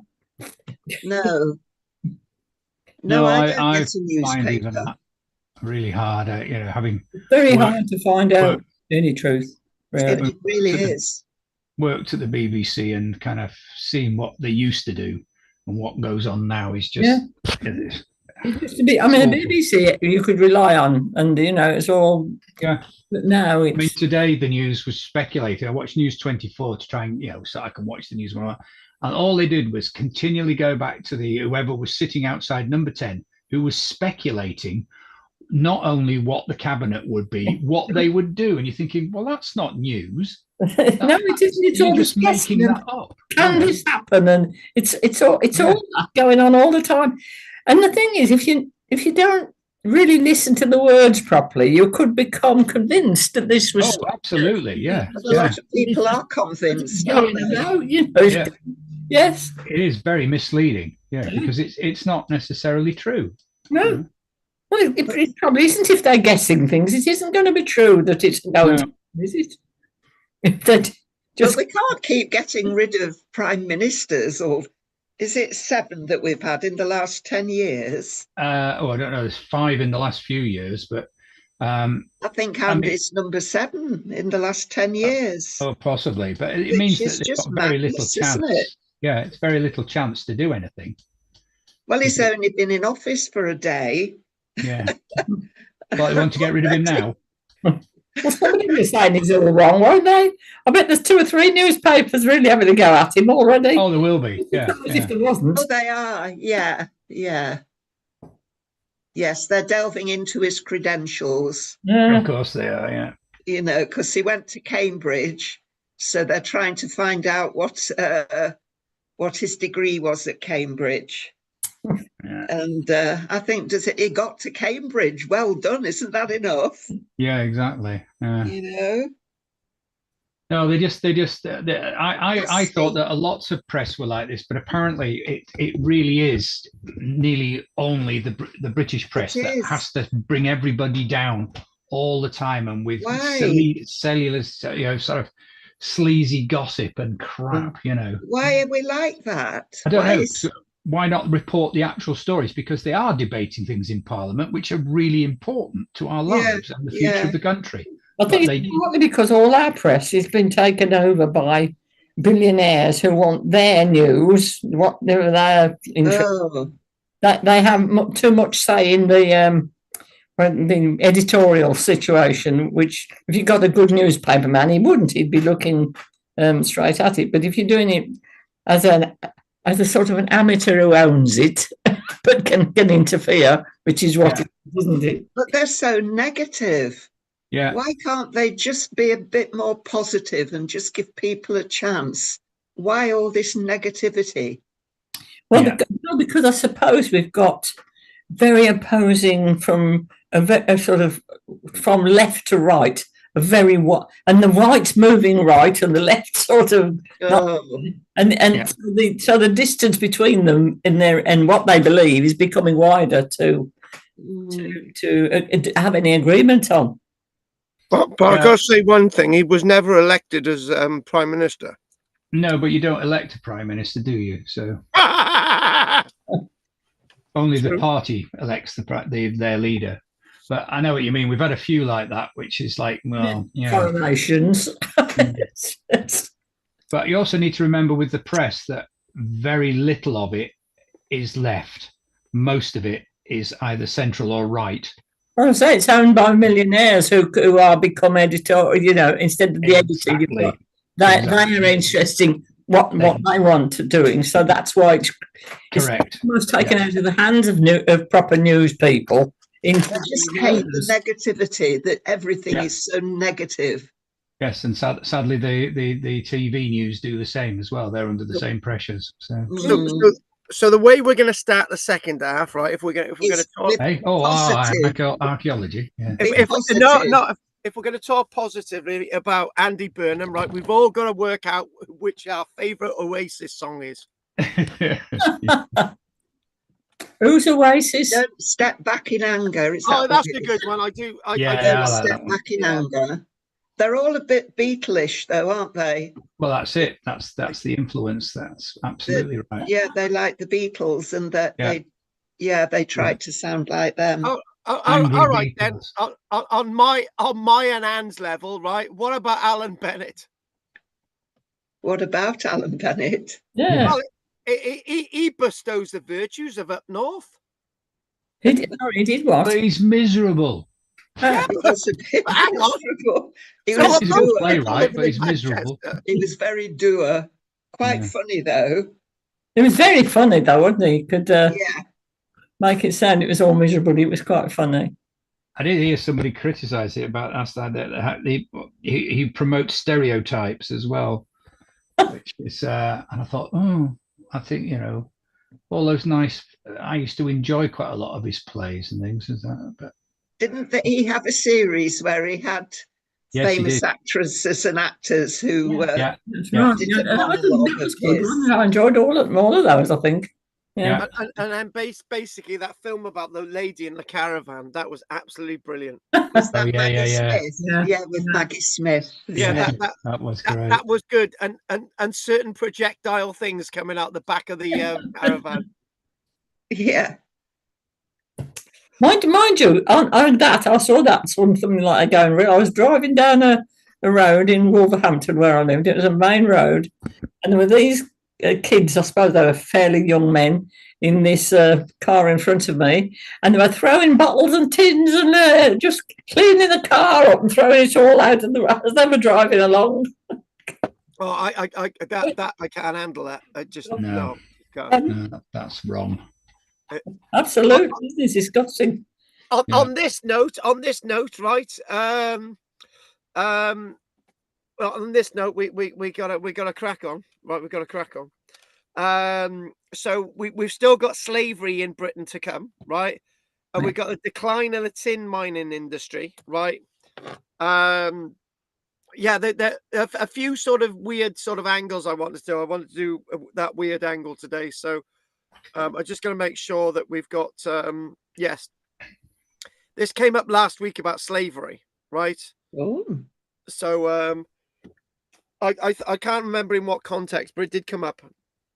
When I asked if we were talking about mining, doing the mining. Yeah. Oh, it's your fault. That's right. It was my fault. And I suggested that if sort of the dirty jobs like mining would be done by slaves or more like slaves would have all the rubbishy jobs. I don't think that's entirely true because some slaves were educated and got into office sort of work. But I think I got Murphy, the slave owner, coming into this one now. Pardon? Murphy, the Irish slave owner. I'm sure we can find a role for him in this. Rolled his sleeves up, didn't he, when necessary? And Lloyd George. Right. Okay then. Okay. Let's just get back to where we were. And I'm just going to see where we're at. And right. Okay. Right. Okay. Where are we? Where's my image gone? Oh God, I've lost my image. I've lost my image. Oh, no, not that one. This one. Not that one. This one. No, hang on. I do the jokes, yeah, not you. Right. So, is it this one? I don't know. Which one you're looking for? We're looking at the city wall. Ah, yes, you got it eventually. That's true. That's true. Yes. Right now, let's just sort of what I was going to do. I was going to pick up from the sheep. Hang on a minute. Oh, we got to come back out because the image that we're looking at. Right. Okay. We got to hang on. We got to come back out. Right. I've deleted the doodah. Right. So we got to come back in. It's everybody's fault tonight. Everybody's to blame, including Judith. Right. So, we're going to go back to there, and right, and we'll do that, and here we go. I do feel sorry for Andy tonight though, because when a certain Andy becomes unpopular, so will Andy. There you go. So are we looking at that amazing Verulanium after the destruction image? Yeah. And I just I just wanted to sort of pause on this a minute, and I just wanted to think, right, is this absolute destruction? Is this showing absolute destruction, or is this showing absolute destruction? And in a way, in a way, when you set light to a city, right, you don't have much of a control about what is left and what isn't, right? And maybe this is not the right image of a verulanium that's been set alight, or is it? Right, and that's the big question. How much destruction did the fire cause? These are questions that have not been answered. So, or when they came into these places, they just ripped everything down and they just started again. We don't know. And it goes back to all that discussion beforehand. Who is Boudica? What is Boudica? Khalifa Atabatum, what happened with the tribal groupings, friendly tribal groupings? Did she attack this? Was it a he? And all these other things, right? So we'll look at the archaeology soon, and this is rather interesting.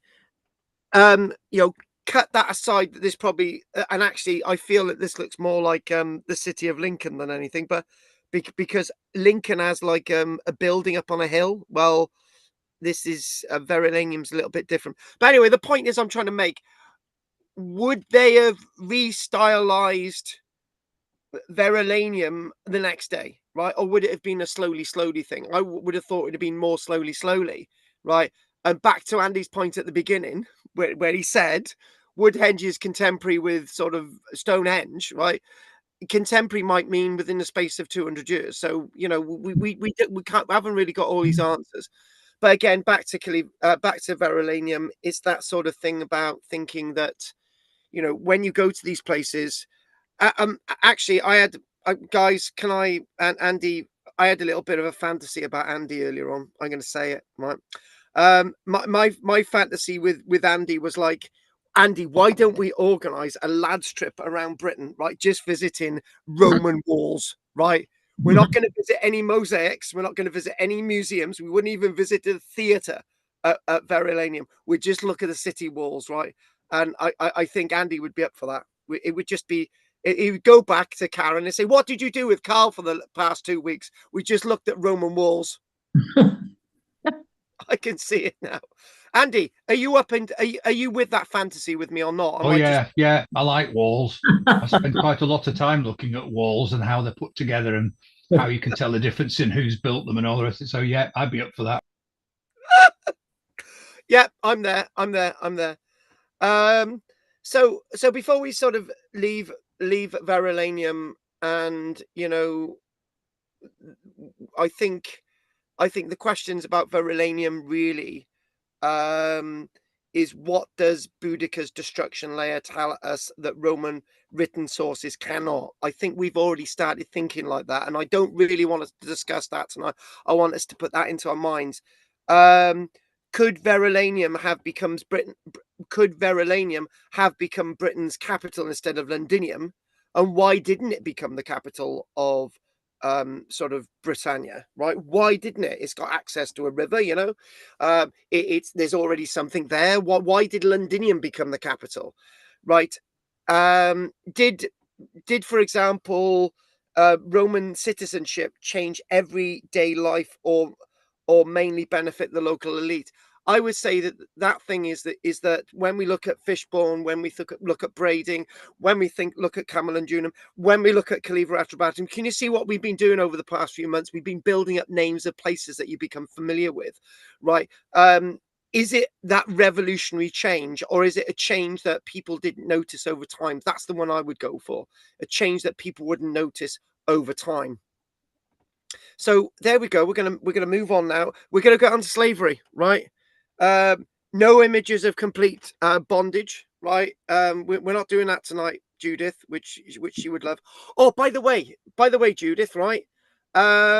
Judith, Michelle has requested, right, for a Christmas present, the 3 Blackett and Wilson books for Christmas, right?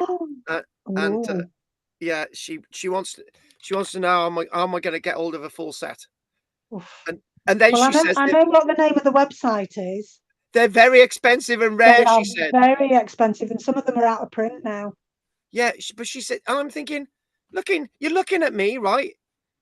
What it is, she goes out and buys loads of food and stuff, and then she puts this on me, right? It's like, oh, great, brilliant, right? Anyway, back to this slave might be thing. Available on PDF rather than in print.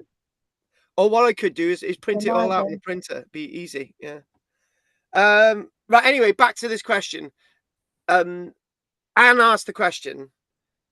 And Anne asked the question, is there any evidence of slavery in the Roman period in Britain? So I've got to try and answer that question. Yes. But when we think about Anne's idea of slavery and my idea of slavery, that's two different schools of thought, right? So, when I think about, because I don't know if you guys know, I'm a great fan of John Romer, the Egyptologist. He used to do those great programs on television in the 1980s and 90s, and the last one was Great Excavations. He was like a very sort of relaxed guy about slavery, right? And so am I. I've got a different way of looking at it. So although it is often less visible archaeologically than villas, roads, or forts, slavery was in the way that maybe some of us look at it, a normal part of the Roman economy throughout the empire, and Britain was no exception. But what exactly was slavery? And this is the question. Is slavery what Anne was describing, that slaves were needed in the mining industry? And I would probably say no.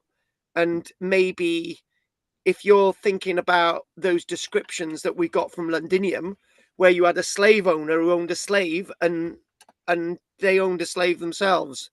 So is that slavery? So anyway, Roman law. Britain was a province for a good chunk of its sort of existence after the Iron Age in AD ended in southern Britain in AD 43. So when you think about it, it was a big part of the Roman world until the very end of the Western Roman Empire, right? You could say that it was the Britain becoming part of the Roman Empire that caused its downfall. I don't know, maybe not, probably not. Roman law, which allowed slavery, applied throughout the province. Slaves could, here we go. So this is why we got this image. Work in households. Okay, right. That could be a Greek scholar, but then again, he's got his own bedroom and stuff. So is that really a slave? Is that your interpretation of what a slave is? Right. Labor on farms and villas. Right. Well, actually, that's what serfs did in the medieval period. So are they actually slaves?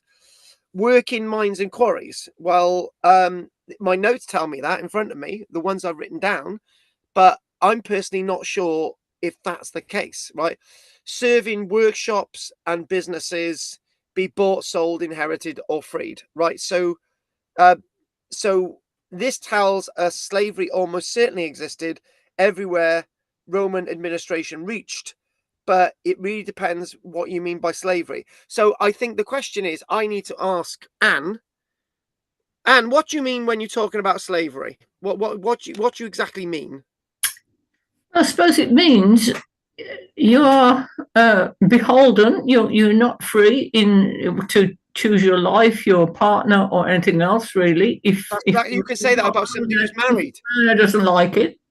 Right. And I think it's yes, and I think I don't. As I said, I wouldn't think. I mean, they do. Some of them I know in Rome, and they freed them. They in fact, some of them were educated and really did sort of what you call governmental type jobs almost, but they weren't people who made the decisions or had the power to do them in the whole society. I mean, there may be that they had freedom within their own, but that there wasn't a freedom in it, really. If you're a slave, how much freedom do you have? So who are the slaves in this illustration? Pardon? Who are the people who are slaves in this illustration in front of us? I should think the one in the corner. One on the left, yeah. On the left. And the woman leaning down by the table might be. Okay, yeah. I don't know about the others. They were the one holding the on the right. the shorter man might be. Okay, he could be a scholar, couldn't he? He could be. He could be. Yeah. Well, I think one of the things that I need to mention is that, as I've said before, I think the interpretation of slavery in Roman era Britain is different from the interpretation of slavery on the continent, right? Yeah. Because I think that needs to be a distinction. And how much evidence is there for slavery in Roman era Britain? I would say very little, right? So, by the way, that's a curse tablet there. But there is something really interesting. We're going to come on to these in a moment, right? These two inscriptions. There's a story about these two inscriptions, which we're going to do in a short while. Now, there is something really interesting about this illustration, right? And maybe I'm going to spurt it out here quickly, right? If a child is found exposed on a dump because the mother and the father did not want that child, right, and it was a girl, or the boy had some deformed limb or something, right, you could pick up that person, right, and in turn you could make that person your slave, right, but they weren't born a slave. Right. So when we think about something like this is Lulligston, large Roman British villas like Fishbourne, we've mentioned that. Lulligston, Chedworth required large workforces. Now, this is the point. Not everyone working these estates would have been slaves. That's the point.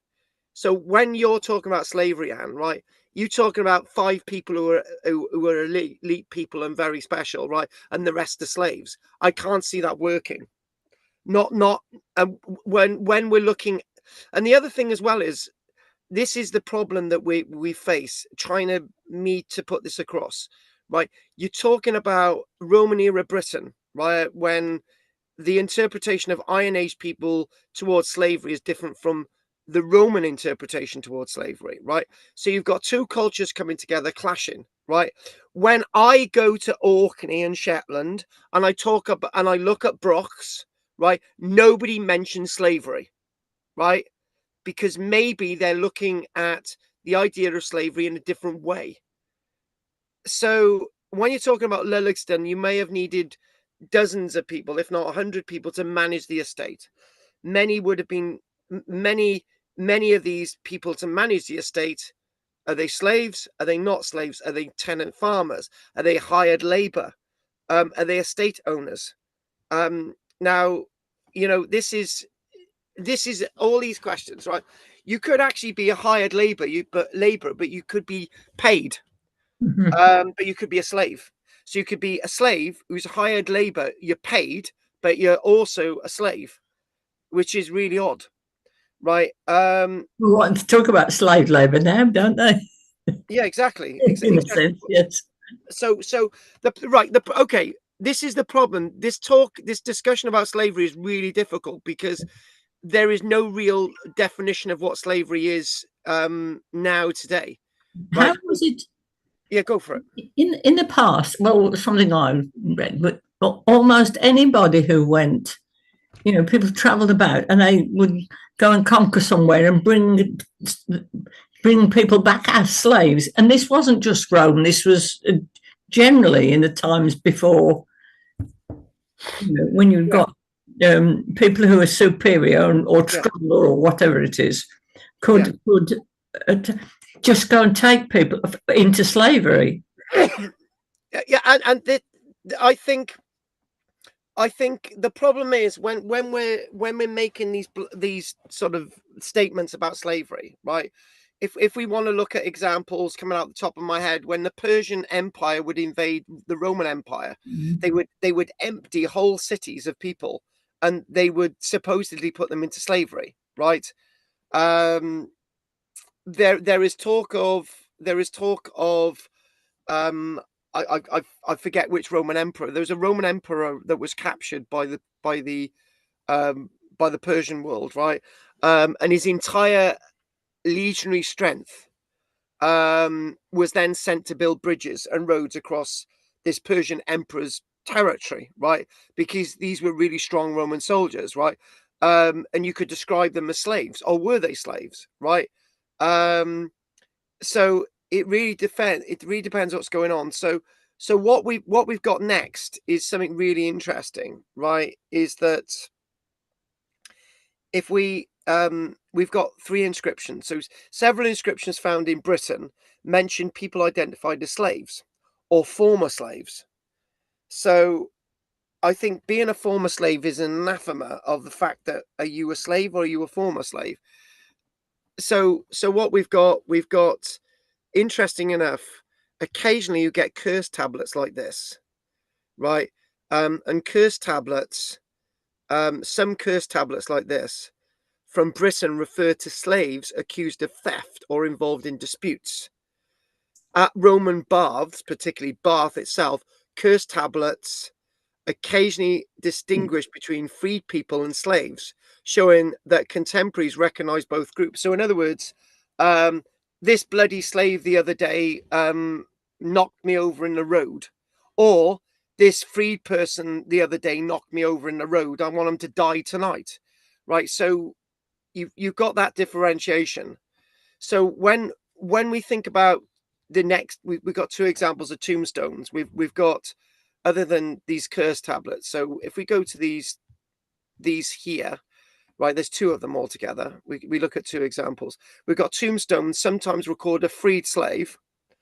Dedications occasionally mention household slaves. Right, you've got a slave that you really like. Well, is that our differentiation of what a slave is? Surely a slave you shouldn't be connected to.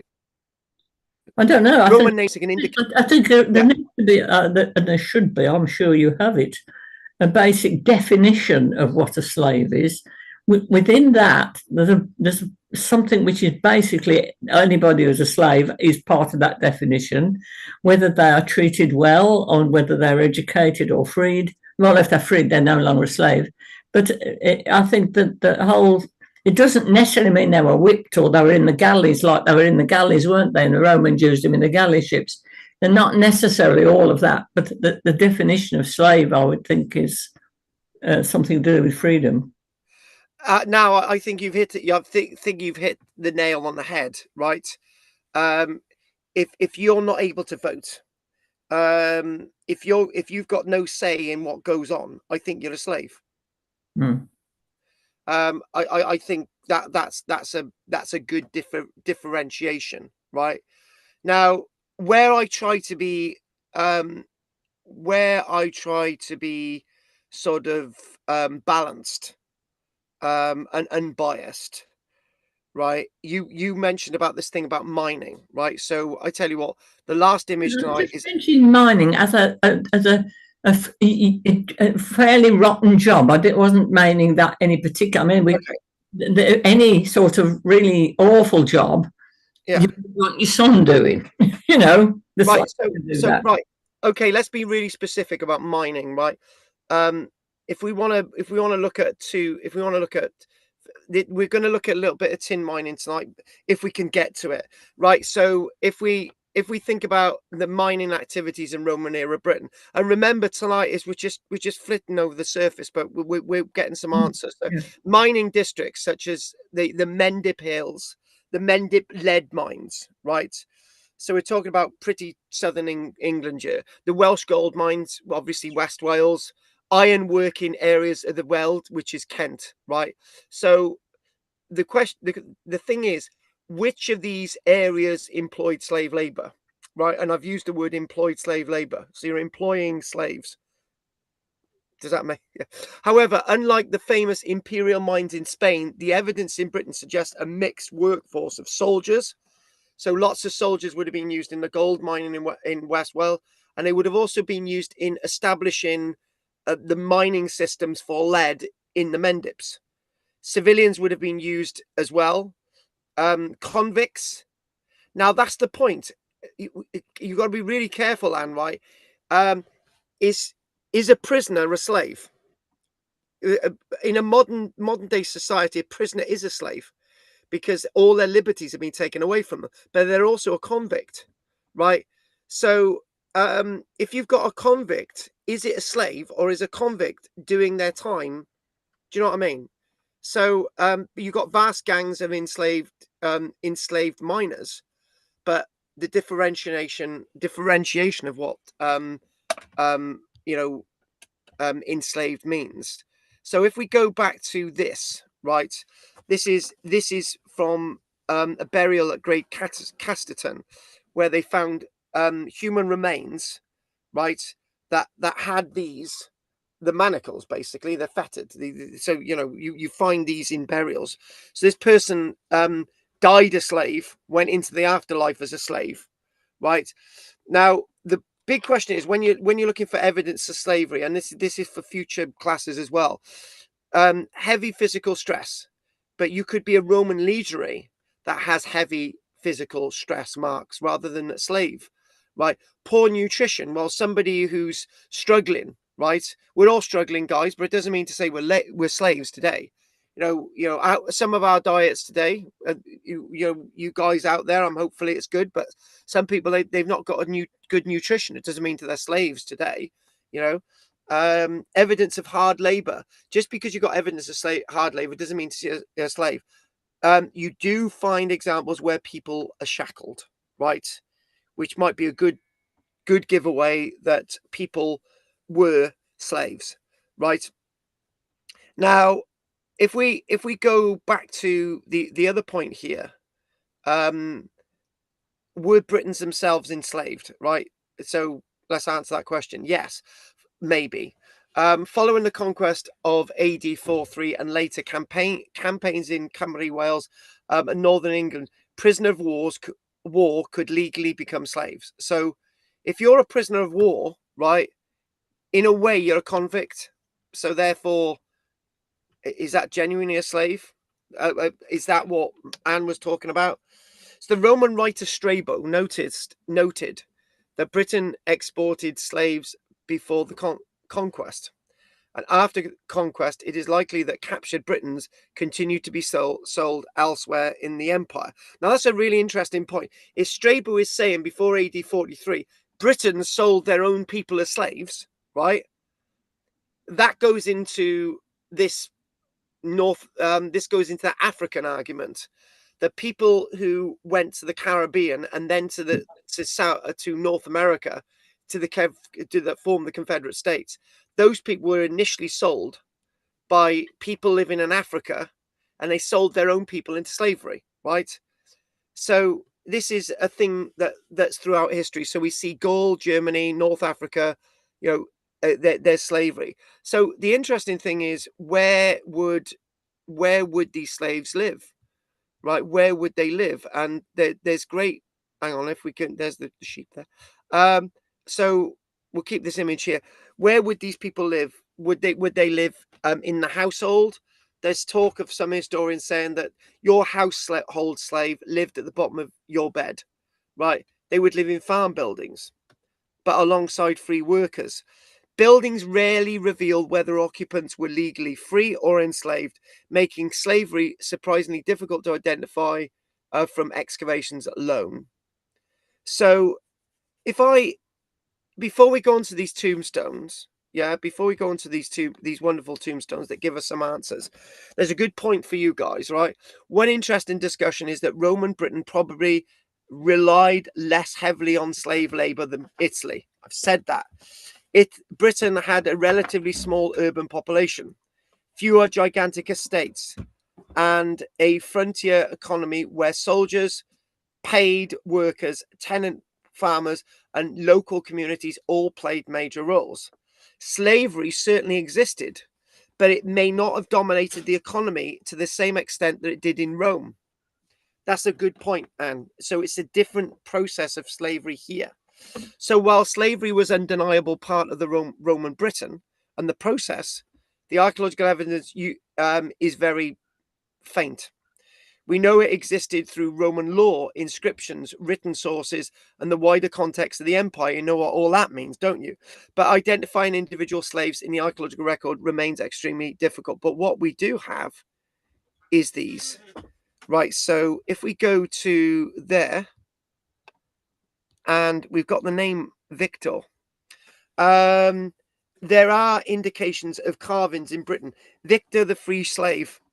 And you can see his name's on there. It's Victor. I don't even need to point it out to you. Victor. It's the third letter in Victor, right? He's a freed slave from South Shields. The tombstone of Victor was discovered at Arbia, South Shields Roman fort, dating to the late 100s. And this is the Latin inscription. It's half backwards to me, but because the word Victor comes in straight away, right? Victor, and you're looking at the slave there. Here we go. So so to the spirits of the departed, Victor Amor, not only is he not only is this freed slave you know, a freed slave, he's also of a different makeup than people in Britain. So he's a freedman of Numaranus, cavalryman of the first Osterian Aila, right? So he's basically the first Osterian cavalry, right? So this is Victor, right? So he's basically a slave of African descent that was the slave of Numaranus, right? And he was freed at the age of 20. So in other words, you're looked after and then suddenly you're freed at the age of 20. I'm loving this. It's great. So Victor was originally from Mauritania, Algeria, and Morocco. You can't get more Moorish than that. So he had been enslaved. His owner was the Roman cavalryman Numaranus. He was later manumitted, which means freed, becoming a libertus, which means freedman. He died at only about 20 years old. You can imagine this, can't you, Anne, right? He's probably only been freed for a year and he dies.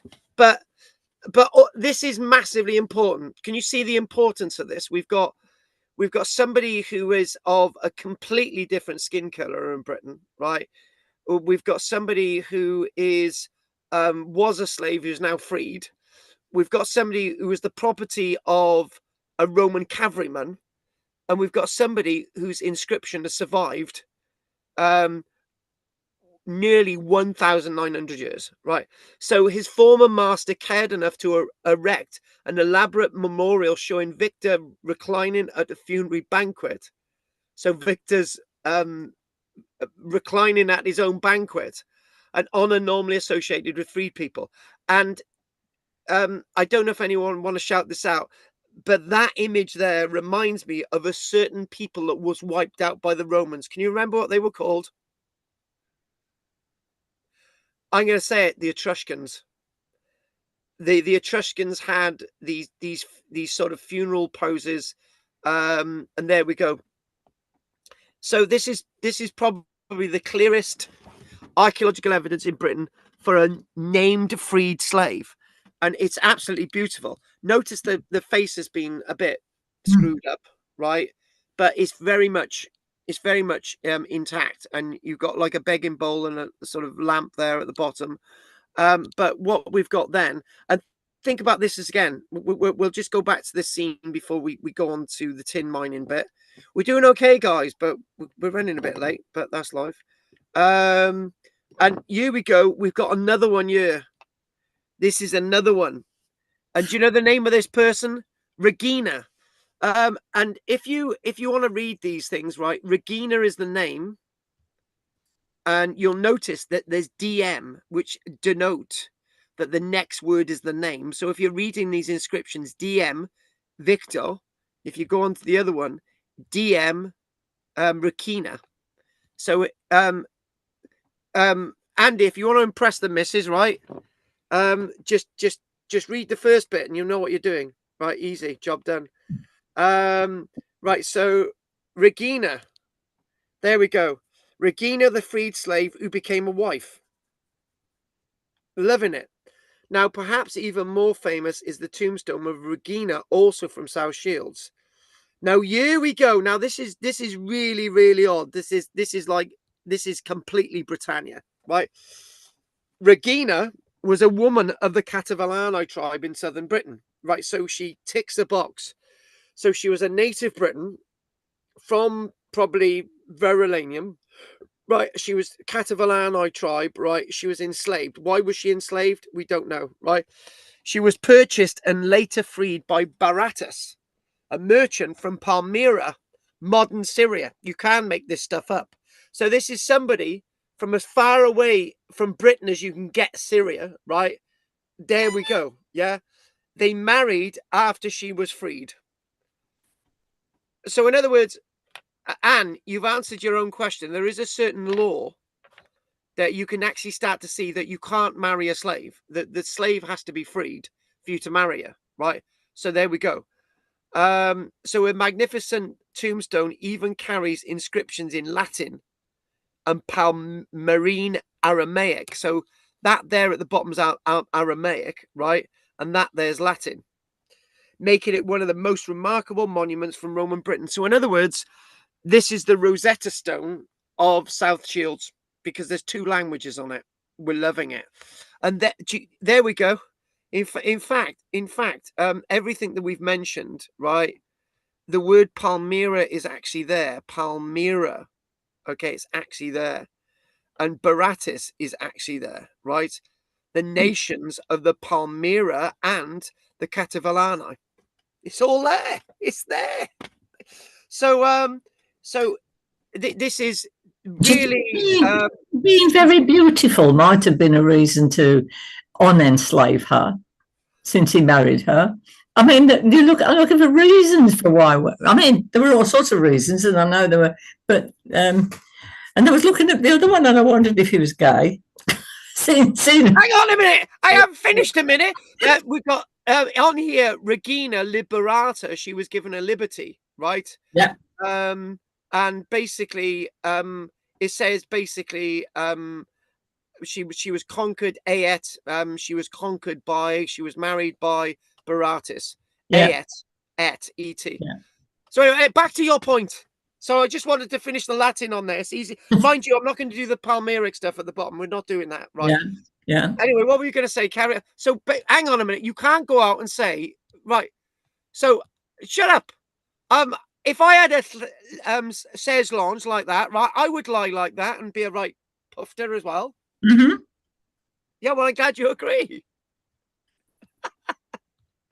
Hey, I tell you what, I had an very elegant pose, very lovely though. Yeah, it is very, very Etruscan in pose, right? Oh, and weirdly enough, I've actually just written to John Roma, who actually lives in Tuscany now, and I basically wrote a letter to John Roma saying in hand, and it says how wonderful your work is. You don't need to write back to me. I sent that via Penguin Books, and I do hope he gets it because one of those inspiring people. So before we go on to the tin stuff, and that's where we're going to finish, right? So let's just basically mention, back to this. So what we've got is when we're looking at when we're looking at Victor's inscription is particularly powerful because it demonstrates that Roman Britain was remarkably diverse. Within a single tombstone, we have, here we go, a man born in North Africa serving in Britain. Right. No, we've got a man born in North Africa as a slave, a man serving in Britain. Basically, the person serving in Britain's actually from Spain. He was a cavalryman. You got a person that's freed. You got the owner, and commemorated on the Hadrian frontier. You can't get any more than that, right? But for me, I think the more interesting one is actually this one, where you've got Palmyra, where you've got it's easy to read the Latin, Regina. And when you said she was probably pretty attractive, right? Well, hang on a minute, right? Chubby faced women with whatever and nice proportions is really attractive as well. So there we go. Well, whatever. I mean, the point is, I think he freed her, but he may have loved her because she was attractive to him, and whether that made a difference because he'd have to free her if he wanted to marry her. That's one of the laws. That could have been the reason she was set free, is what I'm saying. I don't know. I mean, I know that a lot of slaves were freed at that time, but I don't know what the reasons for the freedom was. In that case, it would look as though if he wanted to marry her, he had to free her in order to do that. And so he was probably in love with her. But we don't know that story for all the slaves that weren't, and what was the reason for them being given their freedom when they were owned and had some value to the person who owned them. Can I just mention something that maybe none of you have spotted? Yeah. And this is quite a poignant point, right? Who's going to know whether she's a slave or not?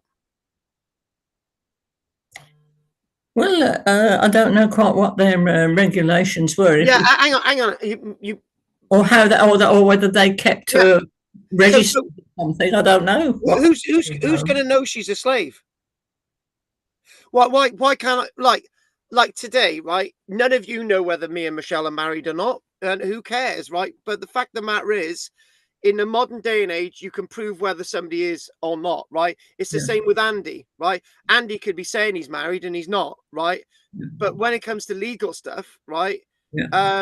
Look, the point I'm actually trying to make, right, is that there's a lot of this in the Roman world, right?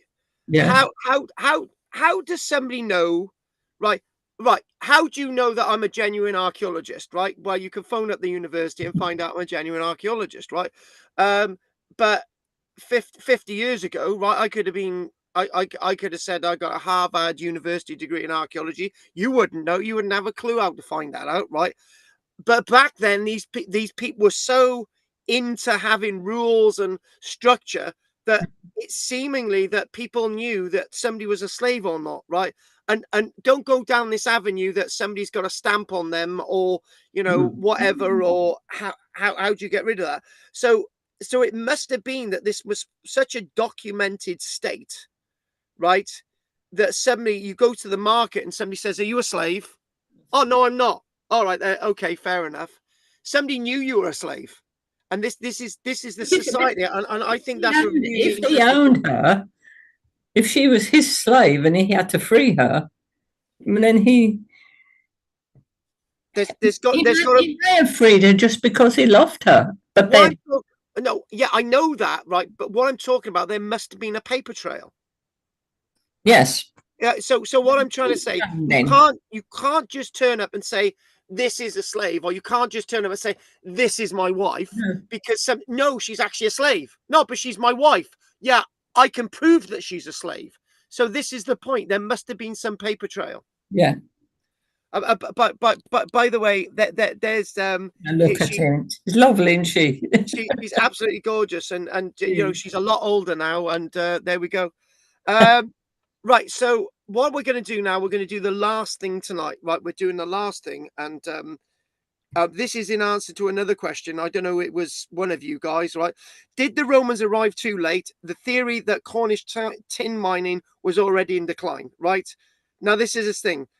When we looked at all the stuff for Cornwall, right, there were a few grey areas, right? And so basically, let's read the chart. The Bronze Age, the tin boom, so it goes up to 500 years BC, rich alluvial tin in rivers and gravel streams, easy to extract and work for over 1,000 years.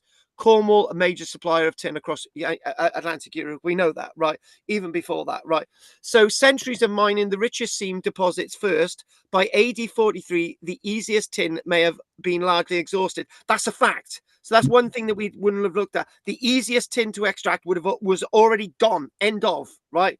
Because it would have been, right? Less tin, less profit, less reason for Rome to conquer and garrison far away Cornwall. And the thing is, if you're having to extract the tin from under the surface, right, it's a lot more expensive, right? So a plausible theory, the greatest age of Cornish tin mining may have been the Bronze Age. By the time the Romans arrived, the richest and easiest tin had already been taken. So Rome traded with Cornwall, but did not occupy it, right? That makes a lot of sense. Let's just go into what all this means, right? So Roman period, limited interest, few Roman forts west of the Tamar. Well, we haven't got any, have we? Roads and stuff. So very little evidence for large-scale Roman tin mining. Romans likely bought tin through trade, not by direct control. So we possibly got 1-2 forts max. past the Tamar, that's it. There's nothing to talk about. And after a short period of time, there was nothing, right? So here we go. So back to all of this. So if Cornwall possessed one of Europe's richest tin resources, why is there so little Roman military evidence west of the River Tamar? We tried to answer that, right? So one of you said it. I don't know if it was one of you guys or Wednesday. One possible answer is surprisingly simple. Perhaps the Romans arrived after Cornwall's great tin boom had already passed. That's really, we could just finish there, but let's just digest this a little bit more. Tin was one of the most valuable metals in the Bronze Age. Mixed with copper, it produced bronze, the metal that transformed Europe from around 2,200 years BC. It massively transformed eventually the Minoan civilization, Egypt, the Hittites, classical Greece, everything. And by the time the Romans came, it had already gone, right? So for over 1,000 years, Cornwall may have been one of the principal suppliers of tin across Atlantic Europe. But there is other tin in Italy, there's tin in Germany, there's tin on one or two of the Mediterranean islands, which would have been exhausted. It would be completely exhausted, right? So I think we asked this question: was there tin on Cyprus and like I think Crete? And we found a little bit, but it was exhausted by then, exactly the same as what we got with Cornwall. But there would mean a lot more in Cornwall. So ancient writers such as Pytheas in the 300s BC described Britain's tin trade, while later writers like Dodorus Siculus mentioned tin being transported from Cornwall to the continent. Whether every detail is accurate is debated, but they strongly suggest an international trade existed long before the Roman conquest. None of this is helping us. Imagine centuries of continuous extraction. This is going to help us. Again, back to what we said. So the richest stream deposits, the easiest tin to collect, would have been worked first. And it's a bit like gold panning. Yeah, I know Andy was lucky enough to get enough gold to make a couple of rings, right? But the fact of the matter is, if he had gone there 10,000 years ago, Andy would not be in these classes now. He'd be on a Barbados island, right? He'd have so much gold, it's unbelievable. So when Andy went to get his gold for his rings, right, it had already been panned so many times that he was very lucky to get what he had. So, but anyway, this is the point about Cornwall. These alluvial deposits required little more than washing river gravels. Over generations, they would gradually become exhausted. By AD 43, when Claudius invaded Britain, the easily accessible deposits may have been producing far less than they had centuries earlier. If that was true, the Roman government may have looked west and concluded the cost of occupying Cornwall outweighs the economic return. Now, this is a really interesting point. This is a really, really interesting point. Let's read that again. The cost of occupying Cornwall outweighs the economic return. Let's change the wording. The cost of occupying Britain outweighs the economic return, right? Now, that's those are really two interesting points, right? Lots of people used to argue, why did the Roman military, why was there so much Roman military in Britain? Britain could not pay the Roman military to be here. So why was the military here for so long, right? We're going to leave them floating. So there's lots of puzzles. Firstly, when we look at the forts west of Tamar, unlike Wales or Northern England, Cornwall lacks a network of permanent military installations. When we think about Roman roads, when we think about small settlements, imported pottery and coins, but we don't have much in the way of military force in Cornwall. Secondly, there are very, very few confirmed Roman tin mines. Now, that's a point. Do you know, guys, when we did tin mining in Cornwall, right, none of you questioned me. Where are actually the archaeological evidence of proper Roman tin mines in Cornwall, right? Nobody asked me that question. We had a little plan on the board, and I basically said, oh, there might be some tin mines here, but we didn't actually go there, right?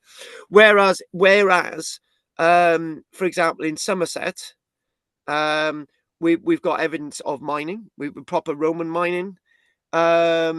We've got evidence of Roman iron mining in Kent, the Weald.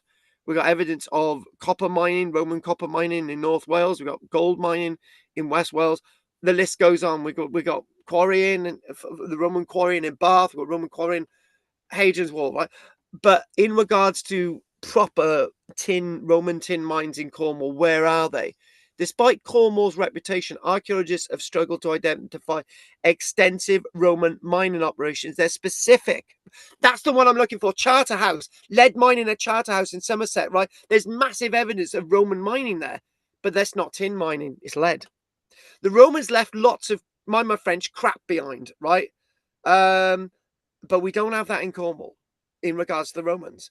Most surviving mining evidence belongs either to prehistoric communities or much later medieval and post-medieval industries. None of you come at me with this, right? Oh, but the Roman evidence has been mined out by later activity. So why is the prehistoric community mining evidence of tin survived and not the Roman stuff? Surely the prehistoric stuff would be wiped out as well, and it's not, right?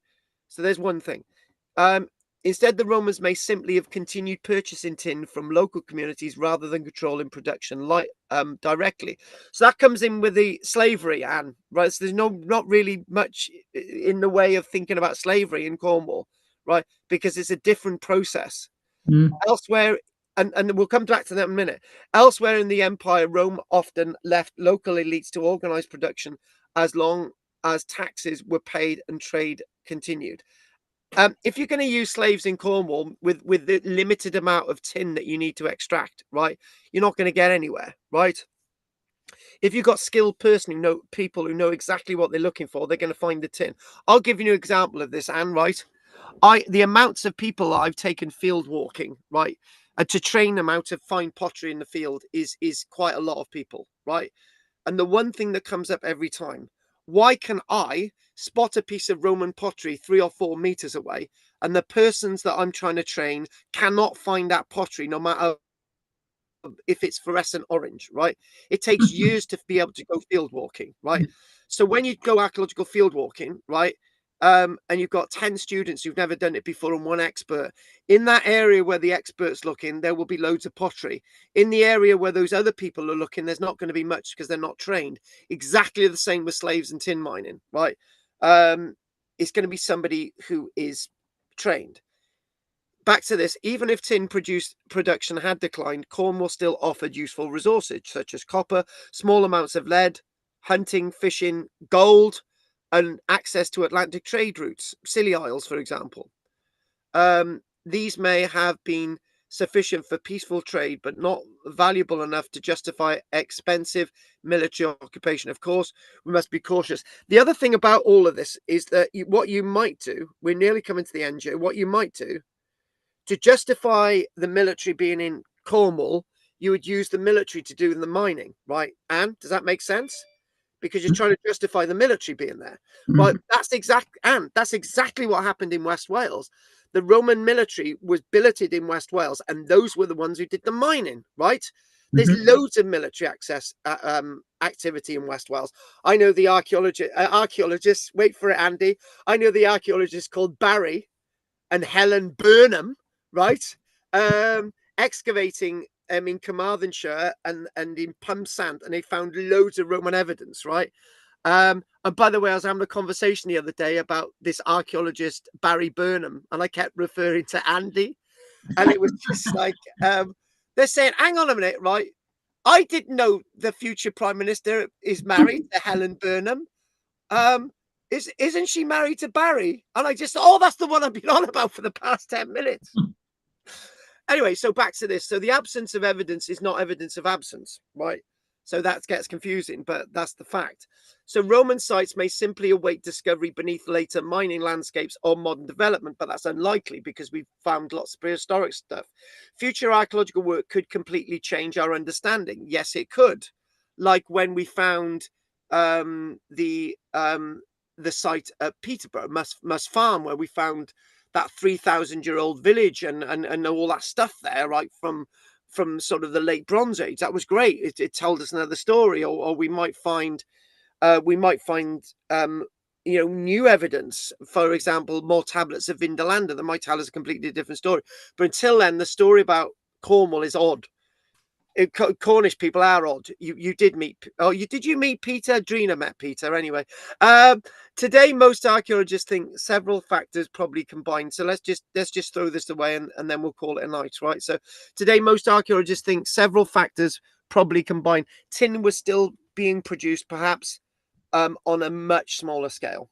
Cornwall's population appears relatively peaceful, and there were enough people in Cornwall, Anne, to mine the stuff, and that's what they did. So, and put it this way, too many cooks spoil the broth. So the military's not going to be able to do much, right? Existing local trading networks were easier to exploit than directly military control. If it's already there, if it's not broken, don't repair it, right? So the economic value of occupying the far southwest may simply have been limited compared with other parts of Britain. So while we cannot say that Cornish tin mining had collapsed before the Roman conquest, it remains an intriguing theory that the greatest age of Cornish tin may have belonged to the Bronze Age rather than the Roman Empire. So, it's not the Romans on this, it's the Bronze Age people. If true, the Romans did not ignore Cornwall because it lacked tin. They may have ignored it because they arrived after its richest and easiest wealth had already been extracted. I want to just talk one thing in a moment, right, about gold in West Wales, and that's it. So that possibly neatly explains why Britain's richest tin producing region also became one of the least militarized parts of Roman Britain, a paradox that archaeologists are still exploring today. And that paradox is another paradox that I'm going to give you, right? Let's really screw your brains up, right? This gold thing in West Wales, when we look at the Mould Cape and we look at lots of gold objects in Britain, right, what we usually find is the gold has actually come from Ireland. And then you shout at me and you say, well, what about the gold in Aberystwyth, and what about the gold in Pumsant in West Wales, right? What about all the gold mining in Wales? And I'm thinking, and I'll come back at you quite quickly, right? Where I come back at you quite quickly is that most of the evidence, in fact, I'm going to put a punt on this. 95% of all the evidence of gold mining in Cymru, Wales, actually comes from the Roman period, right? So the golden age, sorry about the pun, guys, the golden age of gold mining in Cymru, Wales is actually in the Roman period. And the golden age of tin mining in Cornwall is in the Bronze Age, right? Not the other way around. So this is where we leave the story tonight, and I'm hoping that you've enjoyed the images. And and can I tell you something really, really naughty, guys? Right? I can't talk too much about it, but I was doing some work on Saturday, right? And where on that job that I was doing on Saturday, I bumped into this woman and I said, oh, are you so-and-so? And she said, no, my name is Kate. I won't give her surname. And I am the new chief executive of Cadw Welsh Historic Monuments. I know who you are, Mr. Langford. You're talked about in Cadw in positive and negative terms. And by the way, I just had a copy of your Lessig pillar attacking Cadw, right? And then she said, oh, do you fancy organising a meeting with me so we can have a chat about all this? And I said, yes. So there we go. So, yeah, I got a hot date with the new chief executive of Cadw, right? So that's good. So there we go. So I'm going to call that a day, right? I can have hot dates. Drina knows all about that. Maybe not Margaret. I can't be bothered with her. Margaret's just trouble. She's a former redhead. Oh, she is a redhead, but she's a bit blonde now, but that's life. Anyway, so let's see. Margaret, let's see if there's any questions. Were they still using tin in Roman coinage?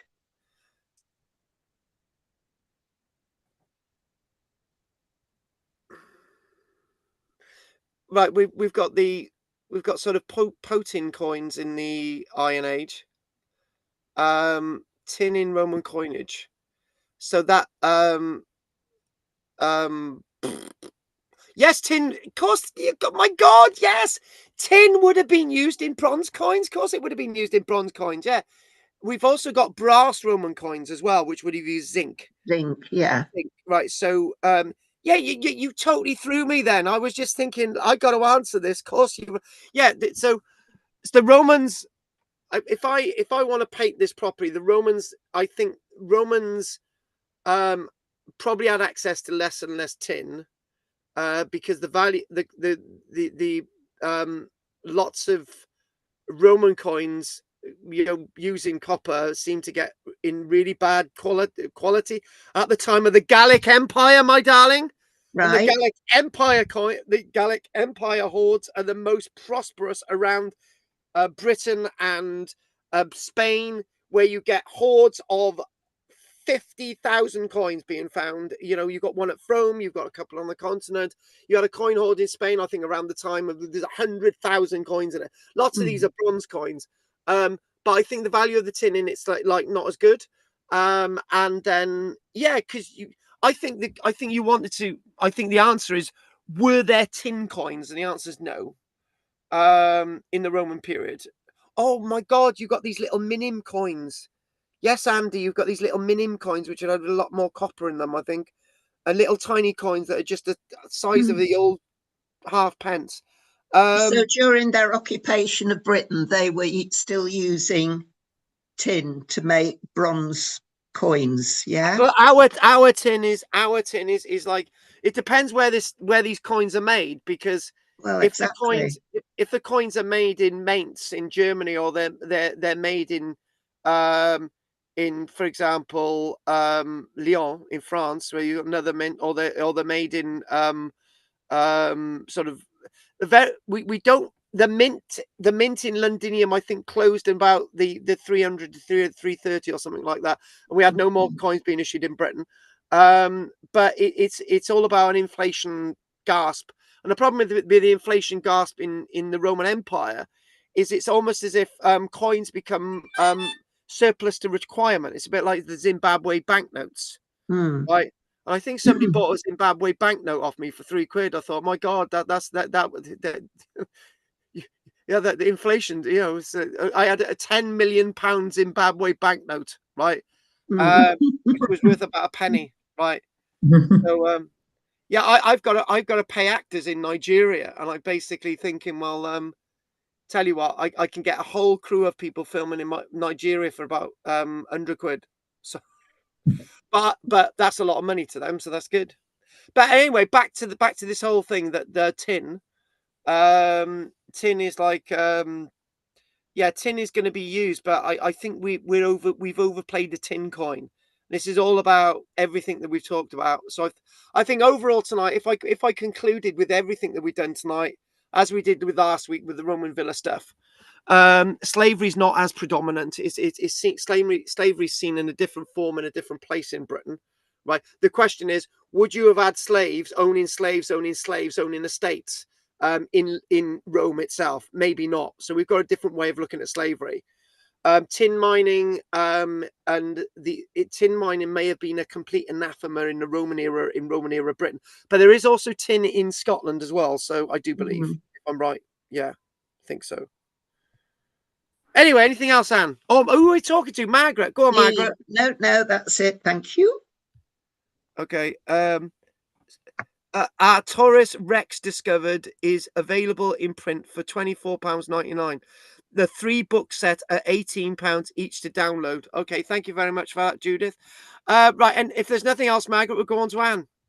No, nothing else, John. Thank you very much. Interesting, very varied message. It has been very varied.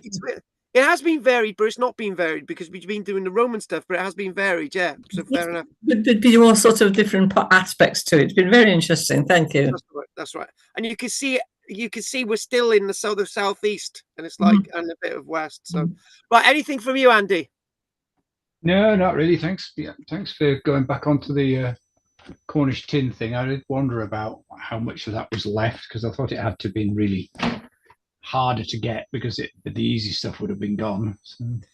and this would have been fairly deep mining. And to be honest with you, Yeah. I got to be honest with you, Andy, the familiarity is the people who can do it. So you leave them to it. The Romans would have needed a big network of mining. The Romans had the ability to mine massive seams, but they chose not to do it. And that basically answers the original question. So obviously the tin left is going to be really, really deep. Yeah. And I don't think that the Romans, to be honest with you, I don't think the Romans had the technology to go under the Atlantic. Yeah. They may have had the pumps, but I'm sure it would have gone quite tricky if they had have. Yeah, exactly. Well, bronze wasn't popular in the Iron Age. They couldn't wait to get rid of it, could they? Oh, come on. Of course they could. They loved it. You know, It's shiny. They threw it away. They found loads of bronze stuff in rivers that they just chucked away. Might have been for a different reason. But you chucking away the statue of my relative Lloyd George is unforgivable, Margaret. Yes, shame on you. Out of fashion. Yeah. Lloyd George is never out of fashion, love. You need to eat your words there. Right, okay then. Do you know what? Margaret hasn't sent me an email for a long time saying she's very upset with me and she never wants to come to my classes again. She's done that at least twice. I haven't had that for a while. Oh, I'll do one tonight if you like. Oh, please don't, Margaret. It might not upset me. Right, Drina. The Roman walls. Do you want to come on a bender with me and Andy? Oh, yes, please. You said that a bit too easily. Yes, easy woman. Go on. No, the orange band is brick, I presume. Oh, we didn't do any of that. So basically, it's like a stretched string course through the whole thing. So why? Why do they do that? Keep the thing together. Basically, if you can imagine, right, laying boulders like those are like a viscous mat, right? So if you're going to be if you even with concrete and stuff, right? Andy knows what we're talking about. So if you've got all these little bits of rubble, right, and it sort of just plonks into the cement and it gets wider, right? So you put the next thing and it gets wider and half. But if you've got like a pan laid down, a flat tile layer, right? That can sort of bed the stones above, right? And you get a little bit more, and what you need to do is you need to secure the wall again. Right. It's basically like in modern building, you get ties in a wall. So you get a breeze block, you get a cavity, and you get a tie, and you got a brick, and you go again. It's the same thing basically. Yeah, thank you. Yes. Andy can correct me, but that's the way it is. Yeah. Yeah, okay. Yeah, you're right, but I'm not entirely sure. Looking at that one of Colchester, that was like half a meter, then another verulamium, half a meter, and then another layer of stone, it was, and then another half a meter. Not sure what that was about. You could also use a tiled layer as a damp course as well. Yes. But yeah, I mean, yes, it's a leveling one. I'm tempted to say that was more decorative in that, I would that particular wall. Decoration, yeah. Yeah. But I think, why would they do that? It looks nice. It is a flumpy wall. So when I was describing the Drina about like you're laying all the stone and it's sort of out and it's that type of wall. It's a flumpy wall. It's not like what we've got, for example, at Kai-Went. The wall at Kai-Went is very different. It's herringbone, right? Yeah. So instead of having stone tile, it's herringbone, right? So basically you've got these you've got the herringbone style, right? And all the way through the core of the wall, and on the outside you've got these really thick cladded stones, right? We won't be doing Kai-Went for a while because the Kai-Went wall was completed in AD 350 when the towers were eventually put on. So that's really, really late. But Hard Knock passes herringbone as well, if I remember right. Oh God. Oh God! I'm not gonna agree or disagree on that one. I don't know whether I can't remember whether that is part of the reconstructed layer or not. But oh, bugger! You know I'm hot on the reconstructed layer because it clearly says it. I think there's a mark on the wall that says 1924. There is. Everything above you is there is on Hard Knot. Yeah, but what I can't remember is whether the herringbone's above or below it. So, actually, can I just quickly mention something before we go on to Judith? I'll have a look. Let me. Right, yeah. I had to remember that. So the archaeologist John Ward excavating at Tinkerswood burial chamber in, I think it was the 1880s or whatever, a bit later, and when basically this is the problem. He come across this burial chamber, and there was outside the sort of bull's horns of the burial chamber. So you got the chamber in the middle, and it sweeps out. Right, the stuff that sweeps out. Some of it, he actually found the original Neolithic flat stones, right? But to indicate, now this was revolutionary, right? To indicate the reconstruction, he did that in herringbone, right? Yeah, which was very responsible. What he could have done, he could have just rebuilt the whole thing, and nobody would have known what the Neolithic stuff was, which is a shame, right?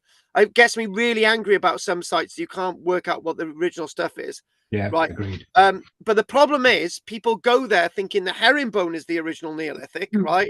And then the other stuff isn't.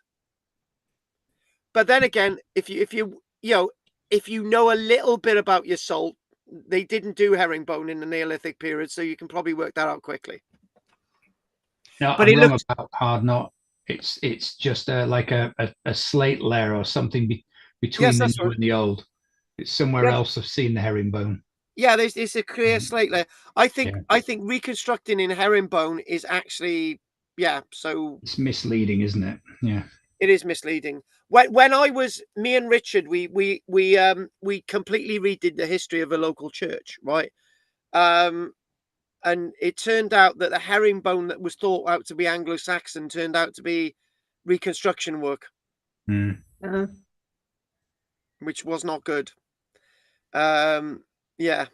Anyway, right, the last one is Judith, and we'll call it a gay day. Come on, Judith. What? Sorry. Oh, we just want to know if it's a gay day. What are you?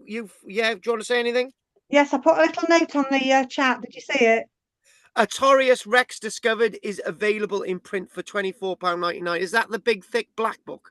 No, there's a set of 3 that were the big thick black ones, but they're out of print now. And they're £18 each to download them. But the smaller black one is available in print. Wink, nudge. Oh, I think another one. Yeah, I think another one. Do you know the weirdest? Do you know the weirdest thing? Michelle wants these as a Christmas present, right?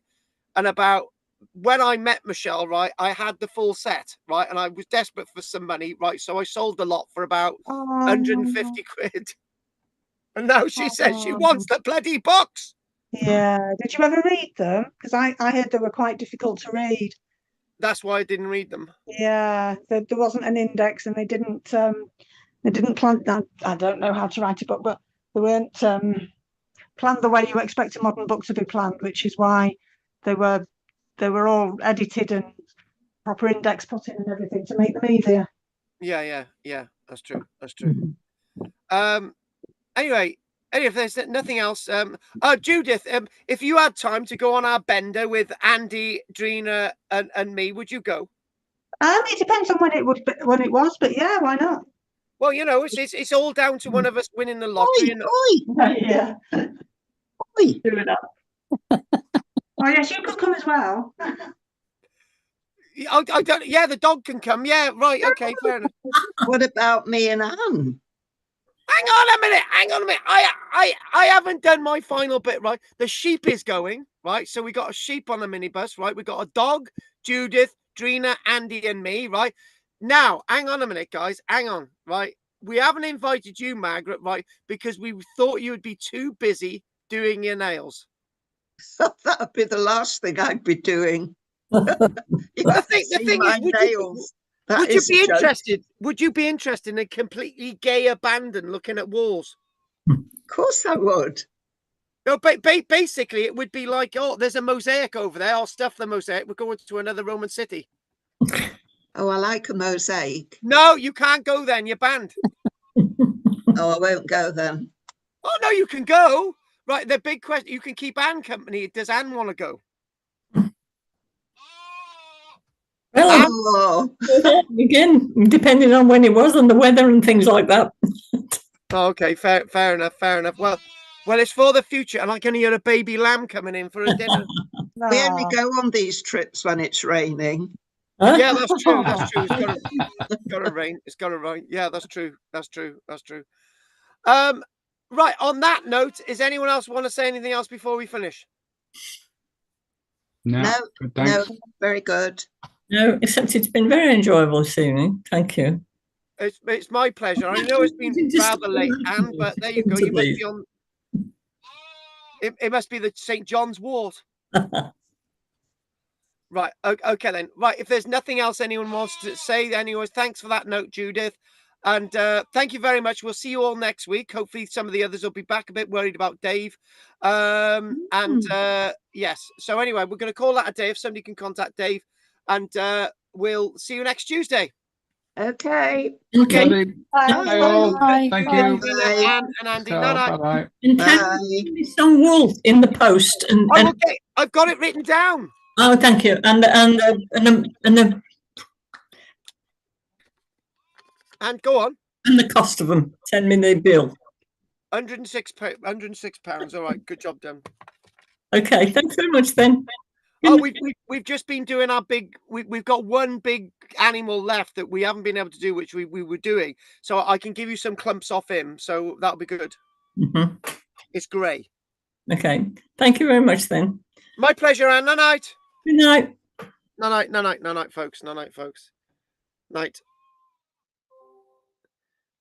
Anybody out there who've got a full set of Blackett and Wilson's Artorius Rex, it's full series, right? Let me know.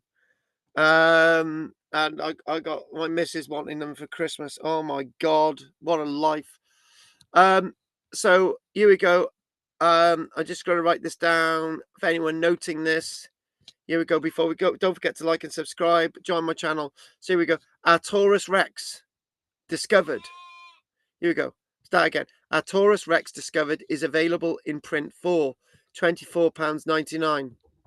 The 3-book set are £18 each to download. And there we go. That's it. £18 each to download. Come on, sheepsies. Sheepsies! Right, there we go. My little sheepsies. Okay, anyway. So we call that a night. So yeah, Artorius Rex discovered is available in print for £24.99. The 3-book set are £18 each to download. Okay, thank you very much. Diolch yn fawr i chi. Thank you for watching tonight.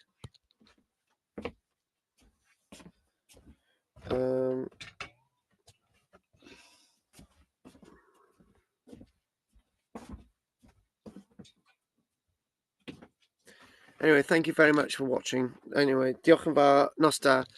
And that's window 1, download 2, 3, 4, 5, 6, 7, 8, 9, download 3, 4, 5, 6, 7, 8, 9, 10. Do. And that one, 1, 2, 3, 4, 5, 6, 7, 8, 9, 10. 30, 40, 50, 60, 70, 80, 90, 20. Do.